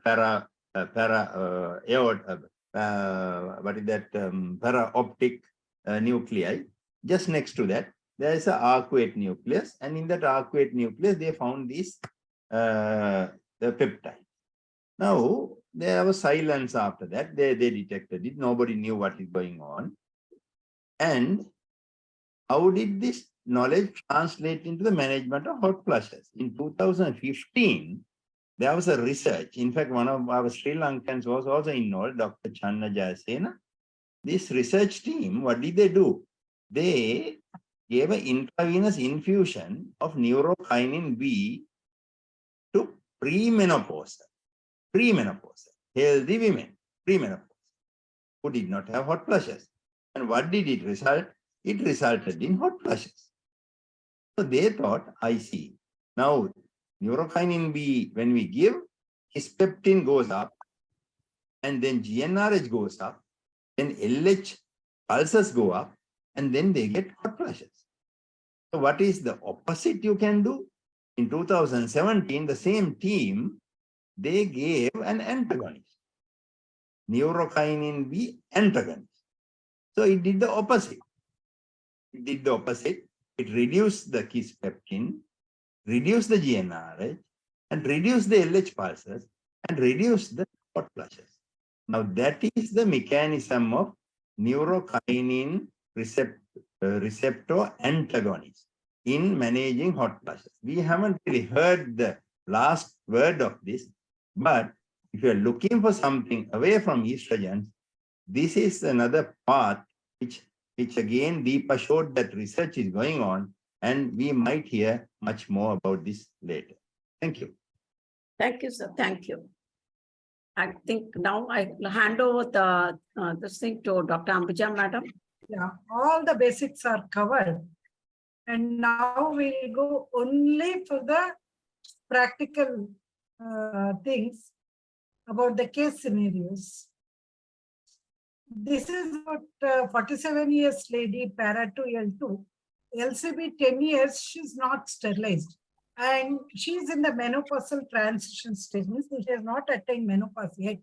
She came with the hot flashes, night sweats, insomnia since 6 months, making life miserable. No associated comorbidities for her. So, I don't know, anybody can take up the, where did you go? I'm sorry.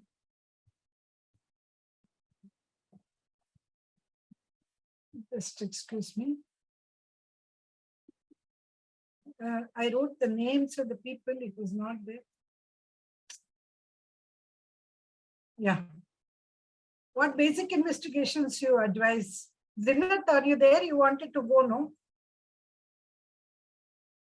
Hello? Hello, anybody can take up the... I wrote the name of the person, it is not there. Somehow it is obstructing. Dr. Batool, will you please take it? Yes, basic investigations, generally we want to be sure that she's not a diabetic.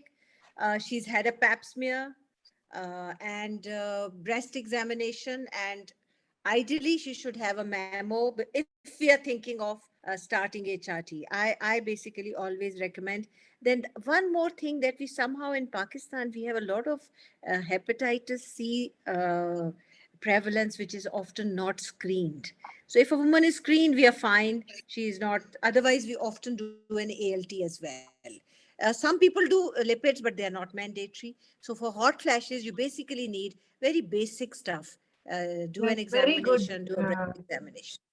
Very good, Batool. You have done such in a good way you told, because once the patient comes, they will write 10,000 investigations.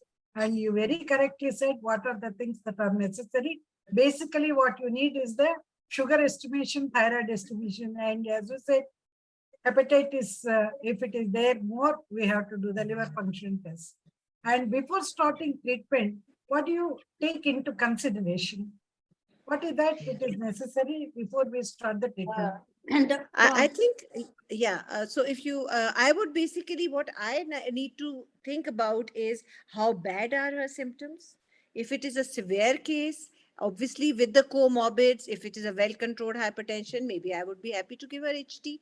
But it depends on her general. Is she very obese? Is she a nice, healthy woman? What sort of a lifestyle she has? I think everything goes together. So I think we basically, being physicians, we always think of HT first, but obviously we are all very senior clinicians. So it is the patient profile, severity of her symptoms, and basically what mindset she comes in with. Some people come in, tell the symptoms and say, doctor, don't give me a hormone.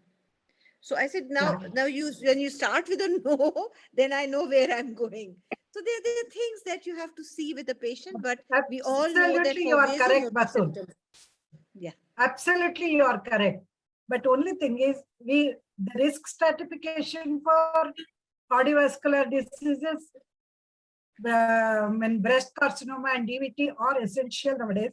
Because until now, Deepa telling that the first choice is the MHT. To give or not to give, to decide. I think we have the tools now, better to do the risk stratification. So what is the first line of treatment do you advise, Hemanta? First line of treatment. First line of treatment. For the hot flushes, it is very severe for her and no comorbidities for the patient. What is the first line treatment you will advise? Oh, this is I didn't expect you to ask me from this about this question, but I can answer that. Yes.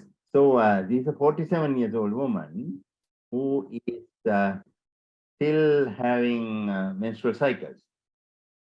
Now, we have a principle that until menopause, women should have contraception. Now, that is a principle on which we practice.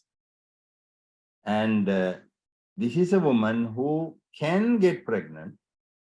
At the same time, she is having symptoms. So, my choices would be a contraceptive pill. Yeah, you are very correct. MHT is advisable if she is sterilized, but still she has got chance to become pregnant. So can we give combined contraceptives for this patient? Because always we say ethinyl estradiol is more potent, we don't want to give. And the progesterones also, it is the natural progesterones is the good. But can we give the ethinyl estradiol or any of the contraceptives for this patient? I think so. Yes, we can give because she is still young. Yes. We can use the thing, but only thing is take care that the smallest dose of the ethinyl estradiol, that is 15 micrograms, it should have it. Patient on sequential therapy, not on the combined contraceptives. She wants to switch over to MHT. As you said, to prevent ovulation, we started her on combined contraceptives. After 50 years, suppose, she wants to switch over to the MHT. How do you advise her? Well, basically, you are trying to ask me whether we should know whether the ovaries are still capable of making her pregnant. In which case, we should know whether we can switch on to MHT without having a risk of her getting pregnant. Isn't that's the sort of thing which you are asking me, I think. We cannot decide because she is regularly menstruating because of the hormones what we are giving, and she's not having any hot flushes to say that she's in the menopausal stage. Is it necessary to switch over to do any investigation to see that whether to switch over to the MHT or to continue with the combined oral contraceptives, which is not very good in the menopausal stage? Anybody else also can take up Meeta? Okay, Meeta. If we were to do a FSH, we will know if we take the patient off the pill and then test, we will know whether she is actually going into menopause. Yeah. Thank you. FSH is not very reliable. FSH is not reliable at all beyond 45. So I don't think we'll be very wise. No, what to switch over? We should have some parameter, whether she has gone in for menopause or not. Then only we can switch over. Otherwise, we have to, whenever we are doing FSH, you have to stop the hormones for 20 days or a month and then do FSH on the second or third day. Then we'll get the reliable thing, not just like that. We cannot do it. But she's not ready for other people are there from Pakistan and Jinnat, anybody is there, not ready for MHT. How to counsel her? Meeta is there. So yeah, I will answer this, take up this question because I think this question was also put up by Dr. Swaraj. So, and then Deepa said, yes, that I was still counsel her, which was a very good answer. That first thing that you would try, because this particular lady probably would be better off with the MHT if she's been happy with the OCPs and then, want to continue over with MHT. So we would counsel her, dispense her fears as to why she doesn't want to take the therapy and tell her that you can, take a trial of the medicines and then you will be better with it. But having said that, even after that, if she refuses, I wanted to suggest that we did this RCT with LycoRed, and it came up to more than 60%, which is a little above the placebo effect. So it really worked, but the dosage has to be at least, 24 milligrams per day. So 8 milligrams 3 times or 2 times would work better for these patients. And moreover, yoga, compared to the exercises, which is not proved as a treatment, but CBT has been accepted by most of the authorities in menopause. And that works, yoga works because it has the meditation aspect, it has the pranayam, apart from the physical exercise. So these two things probably would put yoga in a different kind of platform compared to the other forms of exercises. So I would, of course, ask them to go ahead with this treatment. And I think Revti has put up a question saying we should be happy that if the patients don't come to us.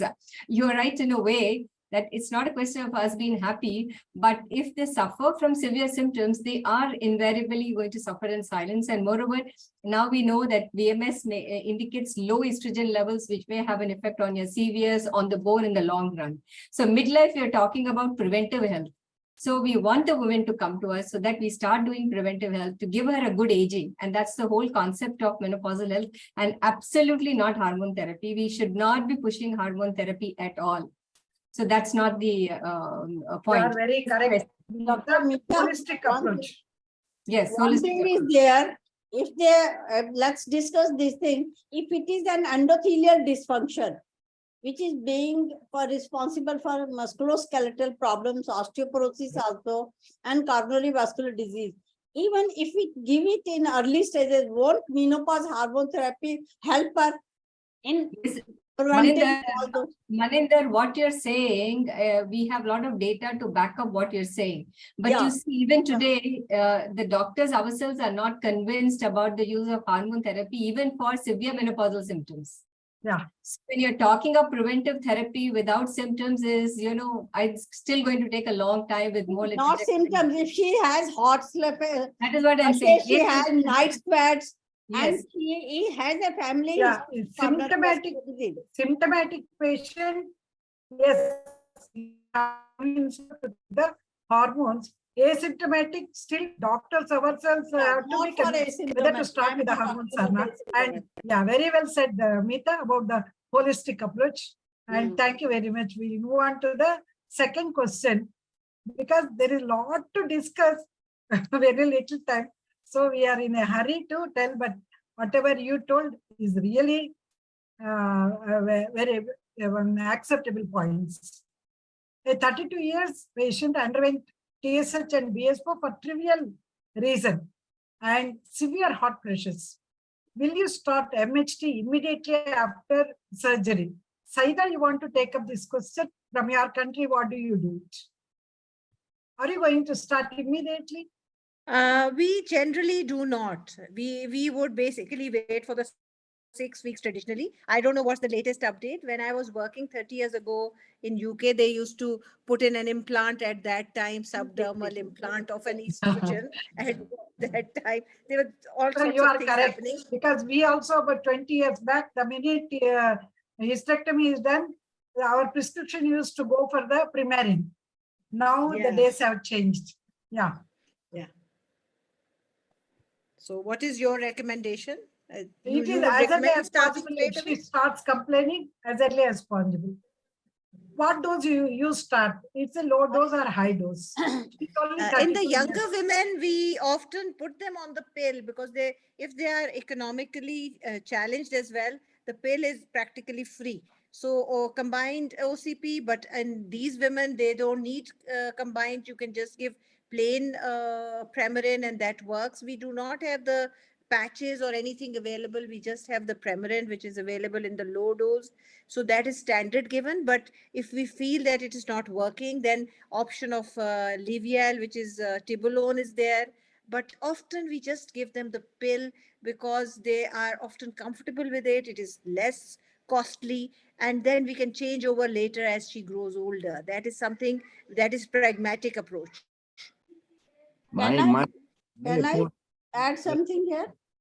Ambuja? She's not cooperating for the sex. That was his main complaint. Then the patient came out with a hot flashes. Coming to this is the recent, yeah. Yeah, I attended a webinar, international webinar, and there were evidence, which I can't show you now, but they say that after hysterectomy and bilateral BSO, you should start the hormone therapy immediately, and the doses should be high in these cases, because the residents are normally in the habit of giving them a lower doses, but we should start with a higher doses. That I'll be sharing in the group later on with the evidence and all. Yeah, this is the, see, time and again, we are having the statements from various countries, and the regulatory authorities are changing their thing. Recently, in the July 2022, North American Society has come out with a thing saying that start with a low dose, wait for 3 weeks, you see if she is not responding, you raise the dose, because as minimum as possible is the thing. And you stabilize at the dose where she is comfortable. Ambuja, can I say something? Yeah, please. Yes. My approach would be more in line with what Maninder said, because I have seen this happening. Yes. These young women who undergo castration and suddenly, almost before their discharge even from the hospital, they get this of hot flushes. And that is a completely iatrogenic thing, and it's very difficult, very severe actually for them.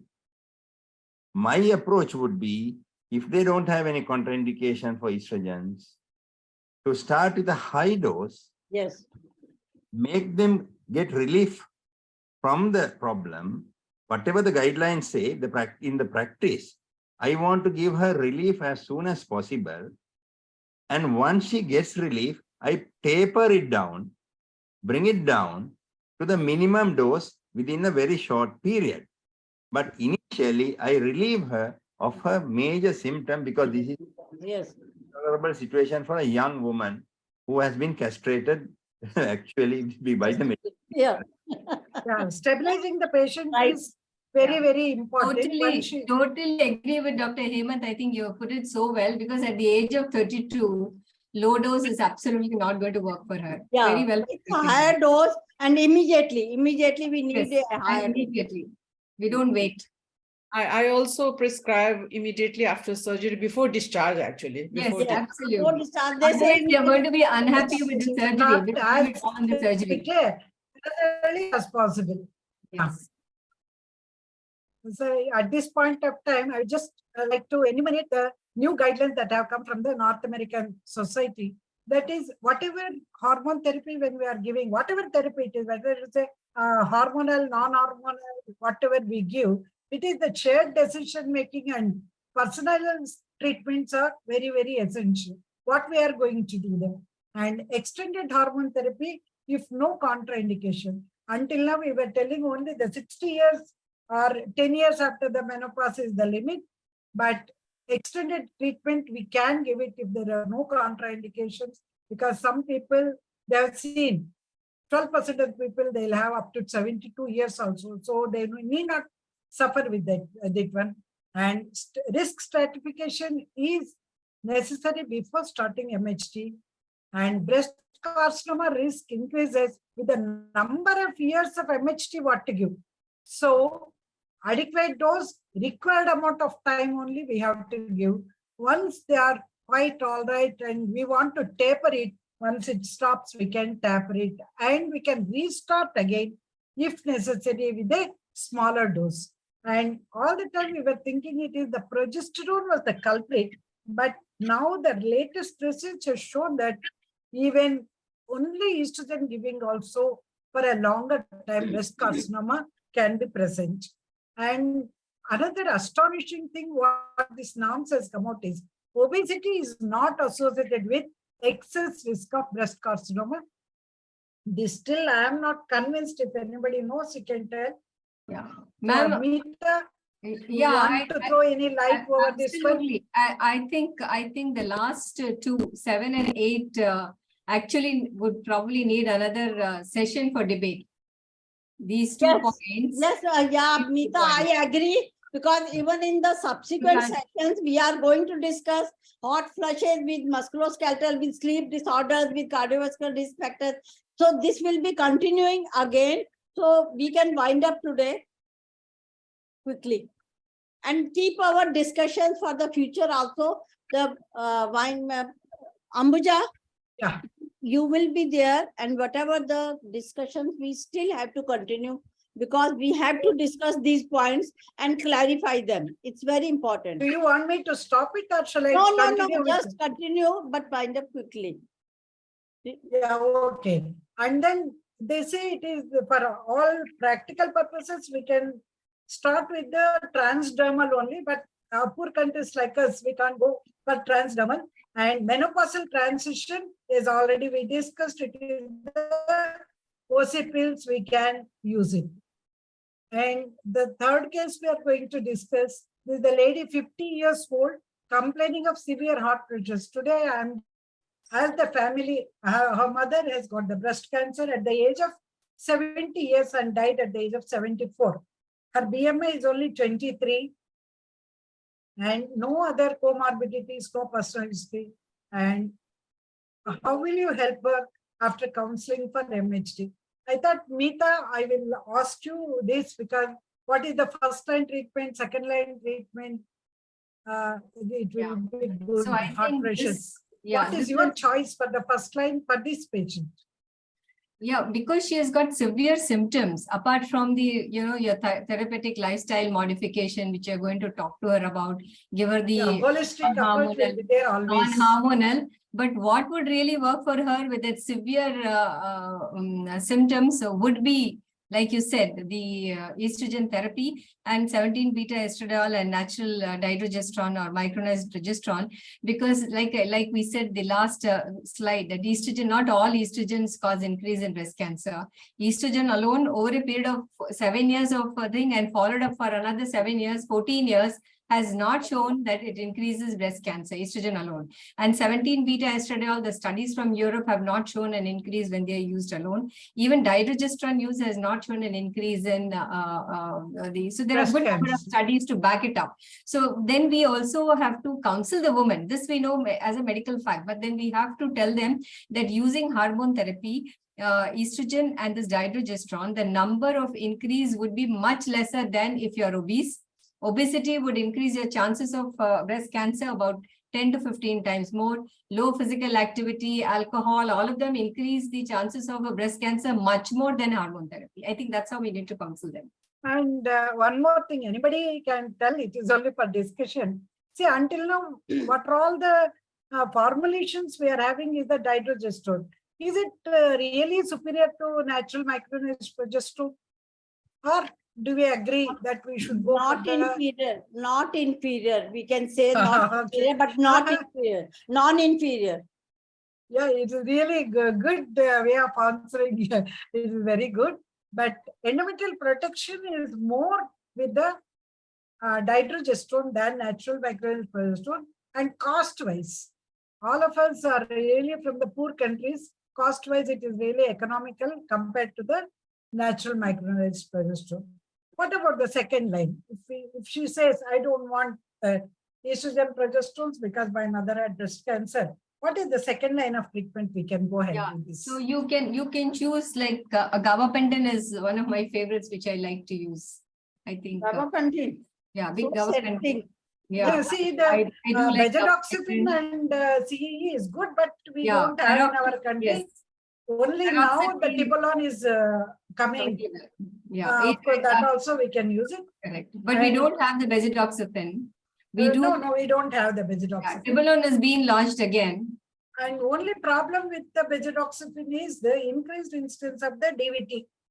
So practically we can't use for everybody. Only patients who are intolerant to progesterone or breast tenderness, anything, we can go ahead. And what about the third line of treatment? Can we have oral progesterones and intrauterine devices, contraceptive, when norethisterone? We have no Mirena or anything like that, levonorgestrel intrauterine device. How many practically use these things? Yeah, I think there are select cases where the AUB is there, or there is a small fibroid there, or adenomyosis at that menopause transition, where levonorgestrel would work better than giving them the progesterone and the thing. So there are select group where you can choose the levonorgestrel, and the studies which have shown that there is a slight increase in breast cancer is only one study.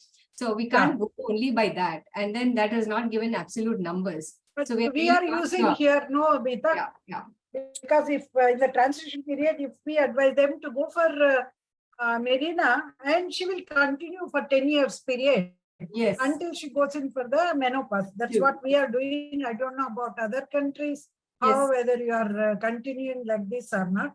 But in our country, of course, FDA is not approved for hormonal therapy, but we are using that one. What about non-hormonal? Any particular indication for this one, non-hormonal treatments? Patient refuses, woman refuses. No, yeah, we can go for the SSRI, SNRI, clomidine, you already said.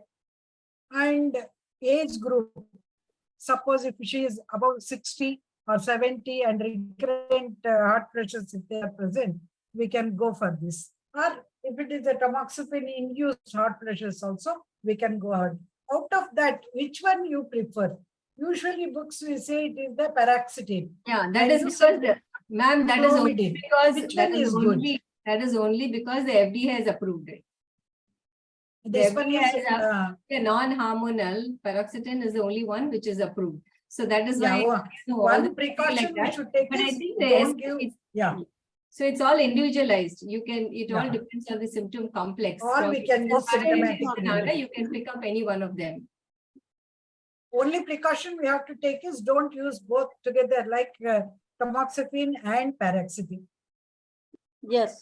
What about, I think Hemanta will tell about your opinion on these things. Is it coming up or where it is? Ajao, bol rahe. If it comes, it's going to be the best. Aja. Where are you standing? I don't know. Meeta touched on this while we were discussing. We have all these choices, but it is all depends on what the agreement we are coming with the patient. Absolutely. Individual patient, because even though the books say about certain alternatives, we all know whatever the research say at the end of the day, when it comes to the relative risk and absolute risk, some of these studies have to be taken with a pinch of salt. And we are yet to actually see big studies. So when it comes to an individual patient who can be monitored by us, and whose family history is known, whose risk is known. Yeah, we'll wait for it. Yes, we have to give a drug. Other non-hormonal drugs also have a lot of side effects. Absolutely. Most important is effect on the bone. You know what you want to prevent. Yes. So there are women who are on estrogens, who swear by estrogens, and because not to take them off, but they say, you monitor me. You monitor me and you make sure that I'm safe from this drug. So there were some opinions sent in about Mirena and all that, but we must wait and see. We must not be the first people to take up a small research and change our practice. And we must not be the last also to change if we have enough evidence. Yeah. And for all the audience, just one more thing. Now when estradiol novel drug delivery system, that is the transdermal, has come, that is called the Lenzetto. This is the metered dose transdermal technology. Each patch that comes about each spray 1.53 milligrams spray. Previously, we were worried. Once you give any patch or anything, we should not touch. It should allow it to dry for some time or not. It takes minimal, only 90 seconds for it to dry and absorb throughout, 24 hours it will be there. It should be applied on the forearm and there is no need to hand wash and no skin to skin transfer. So it has come out in India. I don't know about the other countries. It is there available for us. And this is what Meeta, you told, no? Giving the dydrogesterone is marginal rise is there. Otherwise, it is the best as far as the carcinoma breast is concerned. This is what is the study it is given. We are not going into details. The next question, really, anybody can answer this, madam. Sohail madam is here, Dicky, and we are in 70 years complaints of hot flushes. And palpitation for 6 months. How do you manage this case? I will tell what happened to this 70 years patient, complaints of palpitation and hot flushes. She comes. So how do we manage? I think only 2 people are left. I am not able to see others. Either Hemanta or Meeta or Maninder. Anybody can take up this. You are asking whether we should be giving transdermal. It's transdermal will be 70 years. As such, we are not advising menopause hormone therapy. But if she doesn't respond to any other things, so perhaps lifestyle modifications and everything, then transdermal. But 70 years age, you said 70 years. Yeah, Meeta, do you agree? No, I think 70 at 70 years, if she is just coming only with palpitation, definitely it's nothing to do with your estrogens. You'll have to look at all the causes which is causing that palpitation and work on it. 70 years is not the like either the thyroid dose is I will tell you what happened. the thyroid dose is a little too much. Focus like that. 70 years not the age. She was hypothyroid and 50 micrograms of the L-toxin. And she was getting it, DSH done every 6 months. And this time it was 9 micro international units that was there. So the doctor changed her drug to 100 micrograms. It's very clear reason. Went into hyperthyroidism. That's what is the thing. Yes. So the thing is, postmenopausal women will have a higher level of TSH. That this case I brought up only to tell the audience that until it is 10 micrograms, beyond 10 we you treat. should not increase the dose of the thyroxine what we are giving. 10 is the normal for the postmenopausal elderly women. So you just don't jump up and increase the dose so that more patients die because of the hyperthyroidism than with the hypothyroidism. A very well brought out point, ma'am. I was congratulate on bringing this out, that it's not always looking It's at, always not looking the at a woman in a different aspect. The And 70 medication. years cannot be hypoestrogenism because she has it cannot be already lived with it for hypoestrogenism. 20 years. This is practically we come across such patients. The next question comes, Mrs. X. It's only 1 or 2 questions more I am going to wind it. She underwent TSH and BSO and suffering with the severe heart pressures and decreased libido. She wants MHT but scared about the relapse. What to do? These are the cases where we have to give estrogen plus progesterone combined together so that the relapse is not there and whatever the micro lesions of endometriosis are there, they are being taken care of. What about Tibolon? Do you agree we can go Tibolon ahead has with the this? same effects, anti-estrogenic, and so it can also be tried. Yeah, we can try both the things. Yes. Actually, Tibolon will increase, help in the libido, that she has got problem with the libido. So Tibolon. If she has problem with the libido, then that is the best drug. Yeah, that is the problem. Actually, this is a addiction drug, Tibolon. I tell you, such a wonderful drug, and especially for the depression and sexual problems. it works very well. And even for the endometriosis operated patients also, it works very well. The last case, 38 years old doctor, Paravan, 14 years is the last child, posted for lap ovarian cystectomy. Cyst had a few papillae on external surface. So the decision was taken for oophorectomy. But HP examination, ovarian serous borderline tumor, counsel opted for total abdominal hysterectomy and BSO.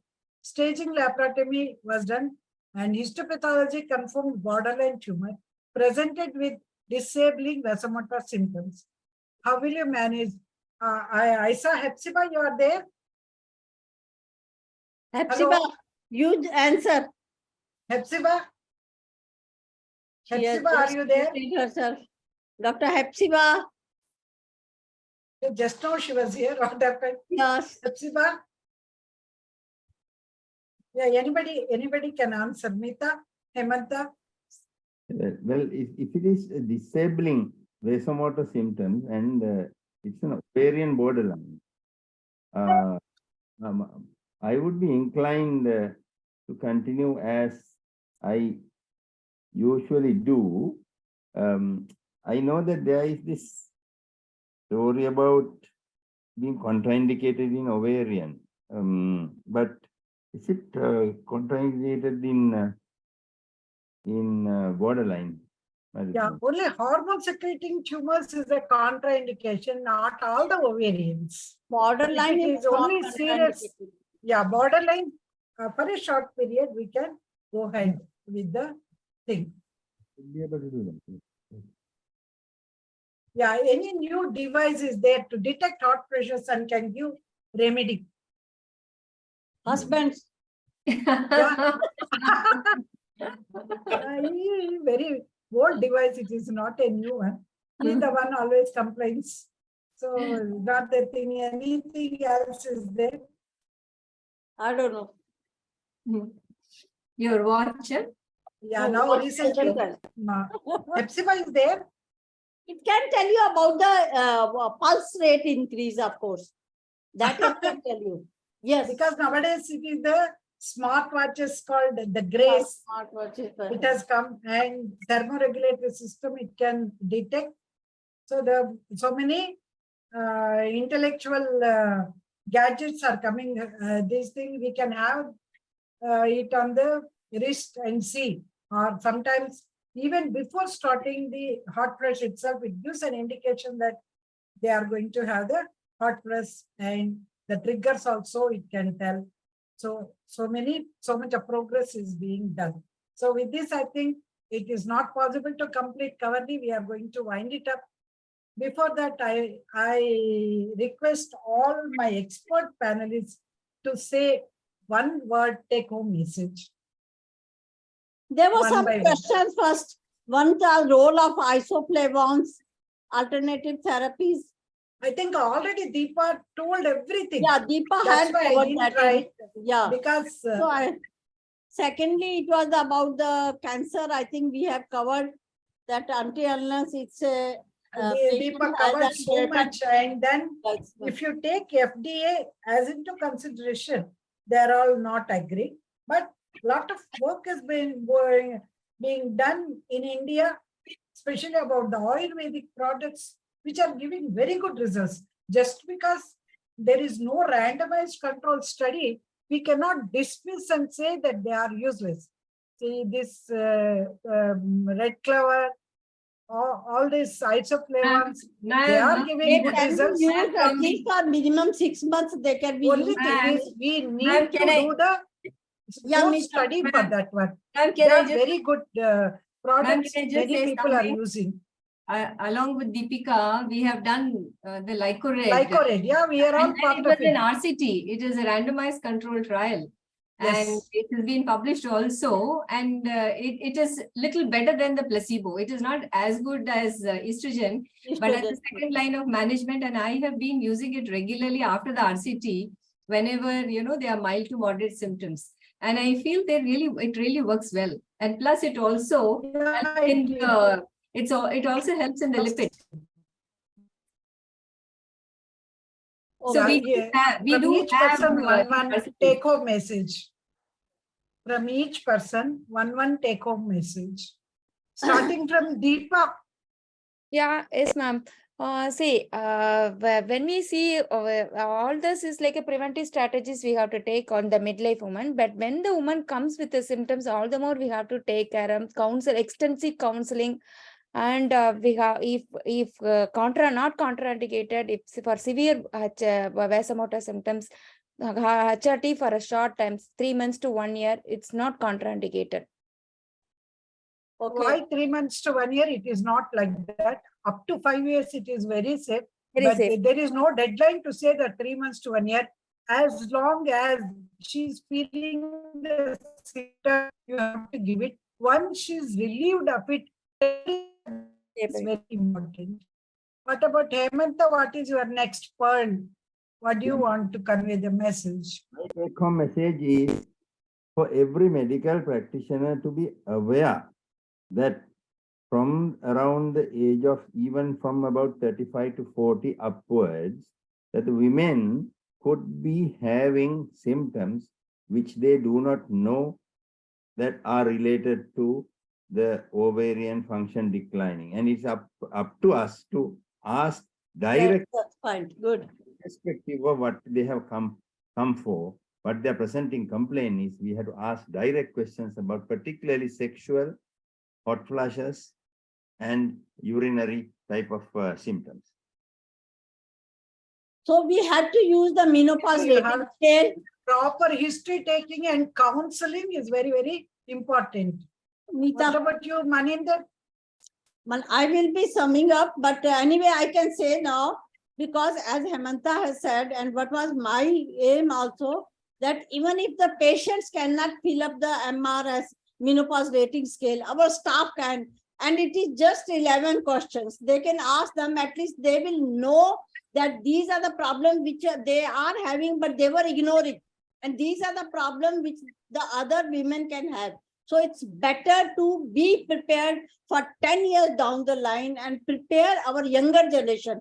That's why I'm asking younger generation to take these case discussions and journal scan, and we as experts only guiding them. So Meeta, final word. Yes, final word. Take home message from Meeta. We don't have data because we are not collecting it. So women are having their symptoms. They are suffering in silence because they don't know that the treatment is available. Yeah, so, I think for all the young participants who are here, I would, the message is, consider midlife just like your antenatal woman. So when anytime a woman walks in at midlife, appraise them, empower them with the knowledge that they really need to know about preventive medicine. And of course, if they have symptoms, the severe symptoms are going to come to you, the people who are visiting you at the hospital, but even otherwise, preventive health becomes very, very important at this stage, because even detecting your diabetes and hypertension, dyslipidemias, you're correcting all of them is equally important than just treating the vasomotor symptoms. So I think it is a wholesome approach, holistic approach that we need to instill, because you teach the lifestyle management to the woman of the family, the whole family is benefited. So if you teach them lifestyle management, that is going to trickle down to the children, to everybody. And of course, I would also say that we have to talk about immunization, adult immunization at this point. It's not just about hormone therapy. Hormone therapy is only 8 to 10% of the 100 women who are going to visit you.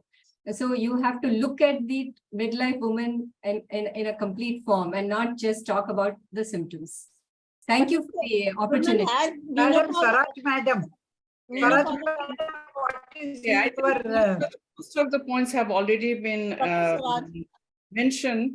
What I would like to emphasize is that, again, like a holistic approach of management, not only the hormonal therapy, also like a teaching of the family, what Meeta said, but again, like we have to be sure that it is individualized. Individualized management is very, very important, because we cannot say, okay, this is the guideline, we have to do like this. I think all the treatment has to be individualized.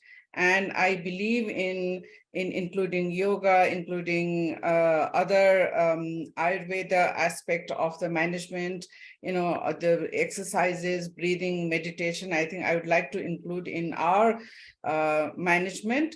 And plus in Nepal, we do like a camp situation where we teach. I think Meeta has seen our study results also. I think this is what we are doing. And my take-home message is that I think it has to be individualized management. Thank you. Yes, madam. The shared decision taking and individualization is the need of the hour this time. And I thank all my panelists as well, so excellent and gave so many useful points. And for a successful meeting, thank you, Maninder, for a good opportunity you have given. Thank you very much. Yeah, so I wind up with the now formal thanks to all the panelists and all the delegates which have been there. And very important question which have been asked is how we can become member of SAFOMS. Hemanta, that is for us to answer how we can become member of SAFOMS, because initially we had thought, I was going through the constitution of SAFOMS and it said that in every country we should have SAFOMS specific bodies. But now we could not make those bodies, so we are looking at the local menopause societies. So perhaps by becoming member of menopause society, or should we start the thought process of creating our own SAFOMS chapters in all the countries? So that is for us to decide. So you are muted, Hemanta. Yeah, Dr. Batool, she's here. No, I'm there. Yeah. No, I was just wondering whether we have now, have we wound up, No, just few last questions which we have to answer because there are questions. So basically the people have appreciated that this was a very good webinar and in-depth study which we are doing. But they wanted to become member of SAFOMS. How can they become member of SAFOMS? I see. I got your point. I was wondering what you're saying. Yes. So they first have to become your members, isn't it? So how? We still don't have open membership. So we are just working through the local menopause societies or local gynecological societies.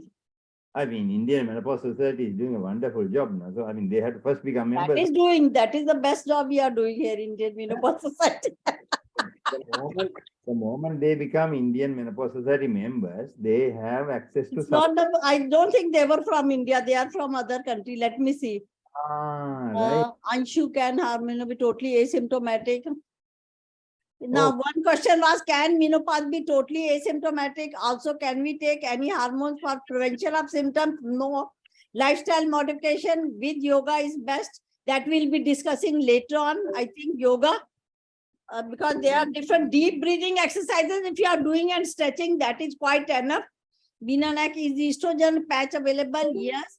And no, not available. It's not available. I wrote it. You have a gel and you have a spray in India. I don't know about the other countries, but in India we have a gel. The chemists, they can make them available. Most of the drugs, they make them available now in Delhi. I think other countries, I don't know whether it's available. No, other countries it's not available. That we'll be discussing next time. What are the drugs which are available and what we should be doing. Dr. Hemanta, do you have availability of patches or anything? Which type of? No, you don't have. They just have estradiol, I think that's all. And progesterone, dihydrogesterone and micronized progesterone. That is what's available.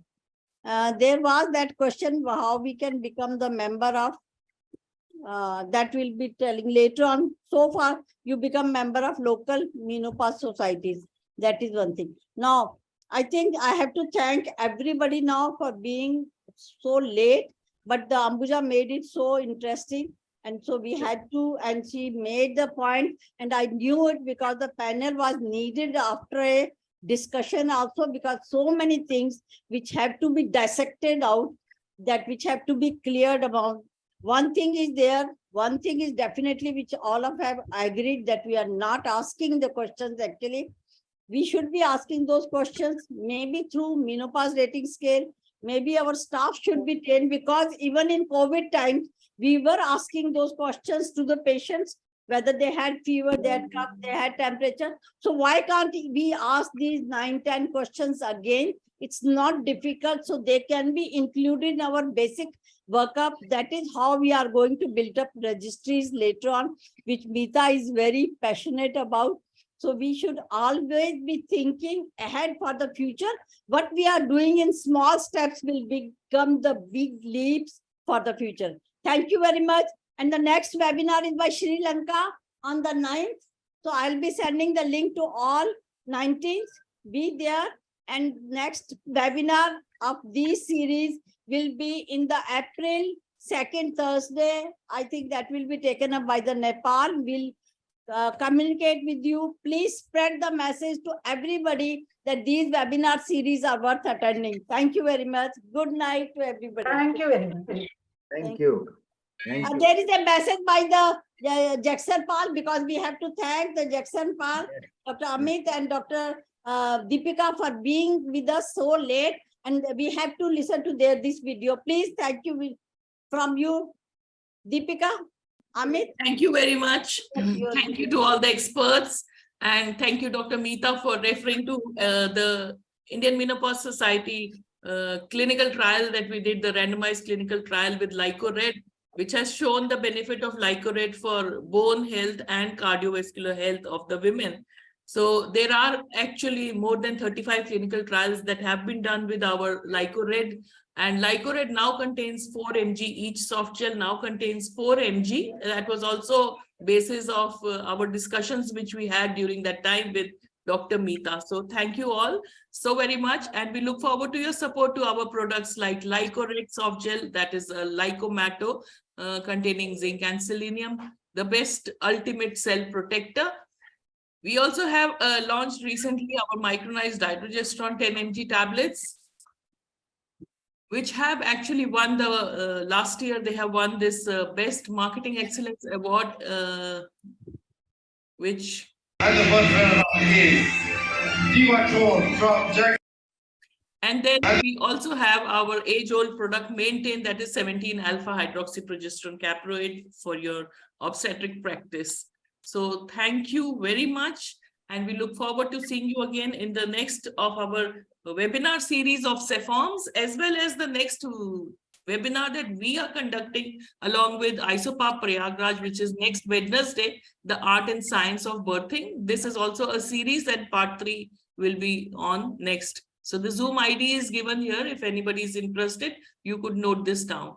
The recording of this very webinar is going to be available on our Jagsonpal Facebook page, and it will also come up on our YouTube page. And so it will be all available on SMLM website also, because that will be there forever. Whenever people want to have a second look at those references, they can have.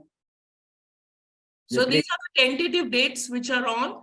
Yes, these are the tentative dates for the next webinars.